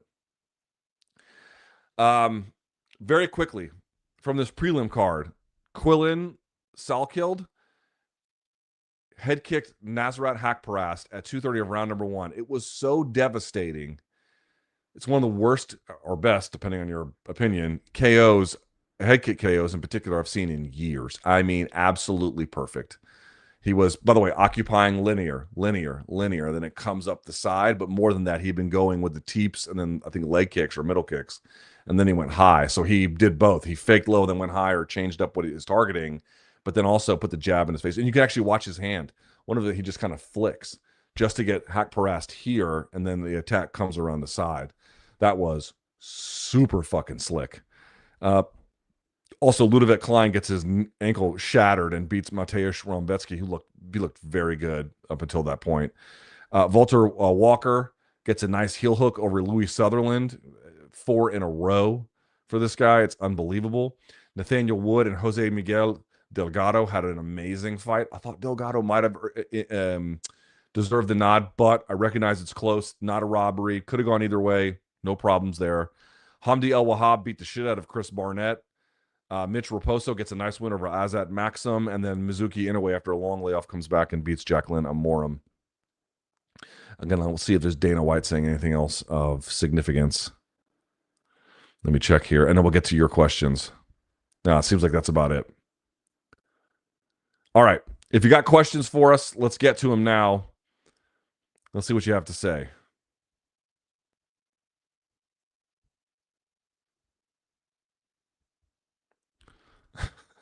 Fuck Gane for life, this Salo writes. Well, I'm not saying that, but Jesus. Oops, excuse me. In situations like this, I almost want the doc to wave it off because the fighter will look terrible if they quit. Both live to fight another day. This is the thing. It's like, oh, if you didn't want the fight to end, then don't say it. But if he can't see and he knows it's going to fuck him up and you might get viciously KO'd as a consequence, you should say that you can't see. Goofcon 1. Gane is the king of the donks. Oh my God, he is. I'm goated. Weighing in his cheeks without Big John. Are you talking about the podcast? UFC need him. All right. Thanks for the kind words about me. I'm not gonna. I like Josh Thompson. All right. How long do we wait? And that's the end. 454 days. It turns out. 454 days. Close the heavyweight. Close the heavyweight division. Yeah. Shit. Gane is a world-class donk. Donkalayev sensei. He really is. The amount of unforced errors that guy makes is insane. Bellator level. Wow. Is strawweight better or worse than heavyweight? It's better. It's better. It's definitely better. No. Strawweight's better. I can't believe I'm saying that, but it's true. Jeffrey says, proves John would beat him. John pokes eyes cleanly. I mean, if you're John, again, it's hard to say what it would have looked like if the fight had kept going. But based on those early results, if you're, dude, I've been saying it. I've been fucking clear this whole time. John needed to fight Aspinall because it was clear Aspinall was the guy. And John clearly didn't want to fight him. Dude, can you imagine John whiffed on this for 30 million or whiffed, like, abandoned 30 million to avoid a guy? And now you're looking at this tape and you're like, maybe John could have beat him. You know what I mean? I'm not, again, the argument was not, never from me was the argument ever that, oh, Aspinall. I mean, I thought Aspinall probably I would favor him to win, but like, it's never like a ironclad thing. Oh, like, oh, John's running because we know he would lose. No, the argument is you fight that guy because he's the one that you're supposed to. You're holding the belt hostage and the division hostage for this shit. But now you look at this and you're like, if you're John, you're like, you have to be kicking yourself because you might have whiffed on 30 million for that, you know? Volkov's title shot. Feel really bad for him getting double screwed now, assuming they give Gane a rematch. Yep, they're going to. It's going to be a long time before anything happens in the heavyweight division now. Let's see how fast they rebook it. Gane was piecing him up. Yep. Yeah. Yes, he was. Aqua Buddha. Thank you, my friend. Please No Boss says, if this isn't a sign of the times, nothing is. A heavyweight main event title fight ruined by a foul. I don't know how, but the refs need to instill a sense of responsibility in the fighters. I don't think the refs can do that. I think the rules have to do that, and the gloves have to be some kind of insurance policy. But it doesn't sound like UFC wants to do that. How fucking good is Merab if Umar is this good? Real good, dude. Real good. Dude, Umar and Usman's lack of pop in their punches, it's going to be their undoing. I'm telling you. Even Khabib is not like on the feet gonna like bust you up, but like on the ground and pound, he would hammer people. Umar and Usman don't really have that either. Y'all blaming Tom for an eye poke can eat shit. I'm not blaming him for the eye poke. Winner here was John. Wouldn't pick Tom to beat John. I can understand that perspective. I'd caution people a little bit about that, but based on the way it looked, it didn't look great. That's absolutely true. Gone with the McMap eye gouge technique. McMap is a Marine Corps martial arts program. That's so funny, yeah. They teach you that shit. Kicking the ball, like for street defense and stuff, kicking the balls, raking the eyes. Oh, yeah. Disgusting eye poke, even if it's a mistake. Damn. Yeah, for sure that's true. The toughest part is that Gane has his fingers sticking up rather than out. Nah, but he kind of like pushed him down. It's just an unfortunate timing and placement on the framing. Also, Gane seemed to be building decent momentum. Rematch. Yeah, we're going to get the rematch for sure. Nick Hodge. Thank you. Or Hodges. Excuse me. Welcome to the party. Define blue balls. Am I right? This is the MMA equivalent of it. Yeah. Build up. Oh, what? You know? You think John wants to fight Tom now that he knows his best technique is effective? It's a good bit. That's a good bit. I have now flipped on the Tom versus John debate. John is the greatest eye poker of all time. Tom would never last. Yeah. But John would be slicker. You know what I mean? To like, the fight would continue and then he could just beat him up with skill and then say, oh, I beat him with skill, you know? Deeply reckless by Gane. Should be a loss for him. Again, I think the rules... The rules were followed here by the referee. Jason Herzog did a good job. But, yeah, I agree. The rules should be different. Booing a fighter who just suffered an eye poke and is trying to recover. This is why I can't stand casual MMA fans. Fix the damn gloves. I understand that if you paid money for tickets and it ended this way, why you would be disappointed. But I agree. It's not Tom's fault, unless you just think he's malingering. I buy every UFC pay-per-view. So happy I didn't buy this one. Thank you for the watch along, King Donk. With the super chat, saved me $75. Yeah, thank you, buddy. I appreciate it. Heavyweight is such a clown show, says Will. I mean, it can't get going, can it? Mouth breathers on Twitter are blaming Tom. That's to be expected, honestly. No contest. That's not fair to Tom. Blatant DQ. I wouldn't be opposed to a DQ. I wouldn't be opposed to that. Tom quit when it wasn't going good for him. He has never had adversity. First chance to face it, he quit. So sad. We know what Tom is now. I mean, the thing about a comment like this is you can't say it's not true that Tom didn't quit. You can't say it's not true. But I'd be careful about drawing conclusions like that. I mean, these fighters, man, they're the toughest fucking people I know, which doesn't mean that it doesn't happen, that guys quit when things are going bad. That's not what I'm saying. But the accusations about that happening tend to be too easily thrown out, in my view. I think I'd say that. Got him with the old Mo Howard. Tommy wants his mom. Okay, I don't know what this is, but I appreciate the donation. UFC went back on the new gloves for John Jones. You can absolutely hold them accountable. I sure am. Watched 18 years. I'm about done with this. Oh, that's right. They did. The timing was coinciding with that. I don't know if that was exactly the impetus, but yes, I can understand being frustrated if they think that there's no mechanical, not solution per se, but help available. To be fair, this is probably the same way John would be Tom. That's fun. Y'all got some good jokes today. Is it safe to say that Aspinall has now been fingered by an MMA fighter? Yes, it is. Yes, it is. Interviewing someone who should be in the ER right now, but we want the sport to be taken seriously. I mean, a 30-second interview I don't think is the end of the world. I understand your point, but I'm gonna give them a break on this one. Who benefited the most tonight from this brief encounter? I think Tom. He'll probably work harder next camp on takedowns to get Gane down easier. Probably. I mean, dude, if you're Tom, this is a pretty big reprieve. You got to feel what it was like when he stopped it. You ran into stuff. Like, you can work. Like, there's plenty to work on here. In fact, there's more to work on for Tom than there is for Ciryl. First $4 or $5. This money, your great play-by-play breaks my heart. Both class fighters. Your thoughts? Whaley versus Bullet. I'm going to stay with Bullet for now. Will NBA betting scandal affect UFC? I don't think so, unless they just change the legislation around online gambling. How to prevent eye pokes? We've kind of been over this. Yes, the rule is, either fingers point up or just clench your fist. But again, I think the gloves forcing the hand over is what you want. And thank you for the generous donation. John Jones should fight the interim while Tom recovers. I mean, I guess, You have to have brain injury to think that was intentional. Gane was looking good, managing distance, had the jab going. Yeah, I don't think Gane did it intentionally, but I think he did it negligently. And that's the difference. John hexes the belt when he vacates willingly. Yeah, I mean, there's some kind of bad juju. You know what I mean?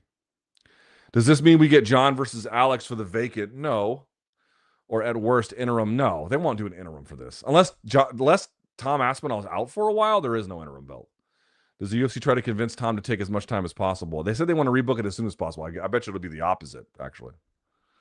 Can I get a refund because of a no contest? I don't think you can, fella. On the ESPN broadcast, Chael and Anthony Smith are saying Tom should have continued and that fighters should be prepared to fight with one eye. Yeah, I respect Chael and Anthony Smith a lot. I really do. I've covered their careers. I've interviewed them both a million times. I like them. But no, I don't agree. Tom took the easy way out. The idea that the guy beats Jones is insane. Long live the Bills, the Tune, and Transformers 1985. I will say Tom's stock took a bit of a hit with this. You know what I mean? Whether it should or it shouldn't, it did. Do you think they should just do Aspinall Pereira to try and... No. Again, it doesn't really matter because they're going to run it back. But if you're Pereira, you got to like what you saw, right? At least Tom knows what it's like to fight John now. Yep. He got a bit of a sneak preview, didn't he? Is Ngannou a winner out of this? No, he's too far removed. Matt Locke, thank you so much. Why can't UFC have the Pride Dream Heroes gloves? Dude, it's a great question for them. I don't know the answer. Again, it's not like it's some industry secret. You know what I mean? It's not like it's, you guys know and I know and nobody else knows. That's not what's happening here, Stipe eye poke DC so hard he has permanent eyelid nerve damage. I'm not going to go too hard on Gane. These things happen. Yeah, I mean, you're probably right. You know what I mean? It's just so freaking disappointing. Michael Bisping lost his damn eye because of eye pokes. Well, also, no, it was, well, somewhat, but also because of Vitor. No shame in valuing your vision over entertaining fans. A bad eye poke happened. That's the issue. I agree. That's kind of where I'm at. Yeah. This just proves why not cheat in MMA. Gane will probably still get a rematch. Well, Gane looked distraught. You know what I mean? I don't know how true that is. I didn't mean to means fuck all. This is sport. I agree. The intentional versus unintentional thing means nothing to me. How exactly would a deliberate eye poke look? I mean, like this? Like fucking, you know what I mean? Like Three Stooges shit.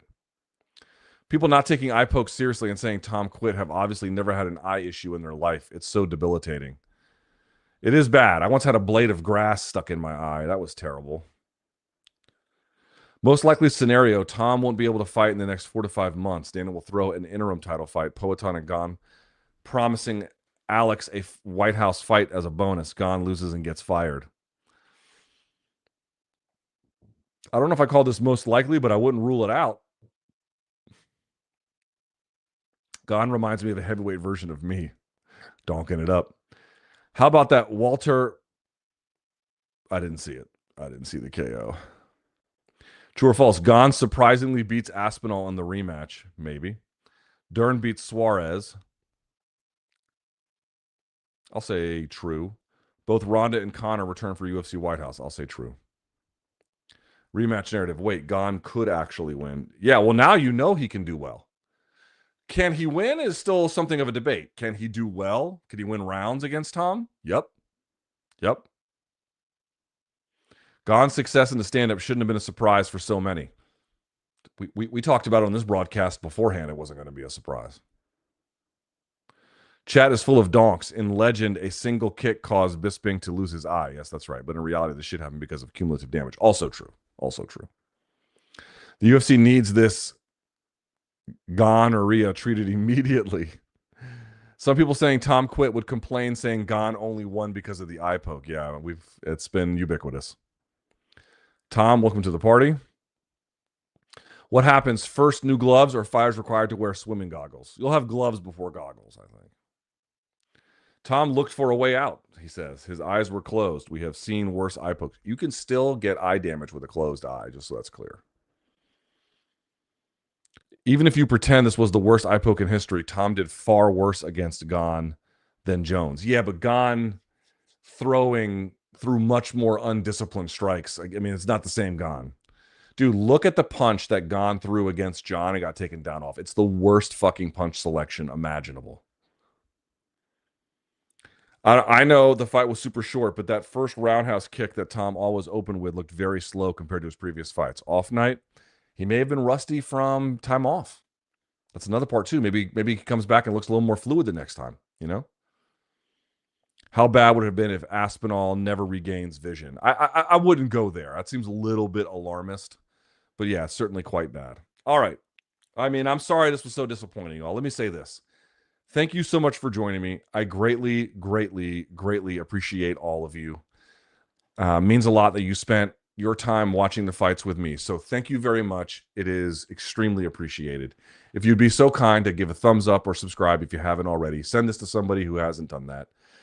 Been a long and strange week for me, so I appreciate that you have many choices about where to spend your time, and you spent it with me. Thank you to all of you very much. Thank you to all of the members very much. Thank you to all of the people who donated very much. And thank you to all of the people who shop at Toiletries using my code LT20. I appreciate all of you so very much. It means the world to me, and I'm being dead serious. Let's call it a day for now. More coverage tomorrow. Sorry it ended the way that it did. Thank you, guys. I really appreciate it. Go hug your wives and kids, and go have a great night.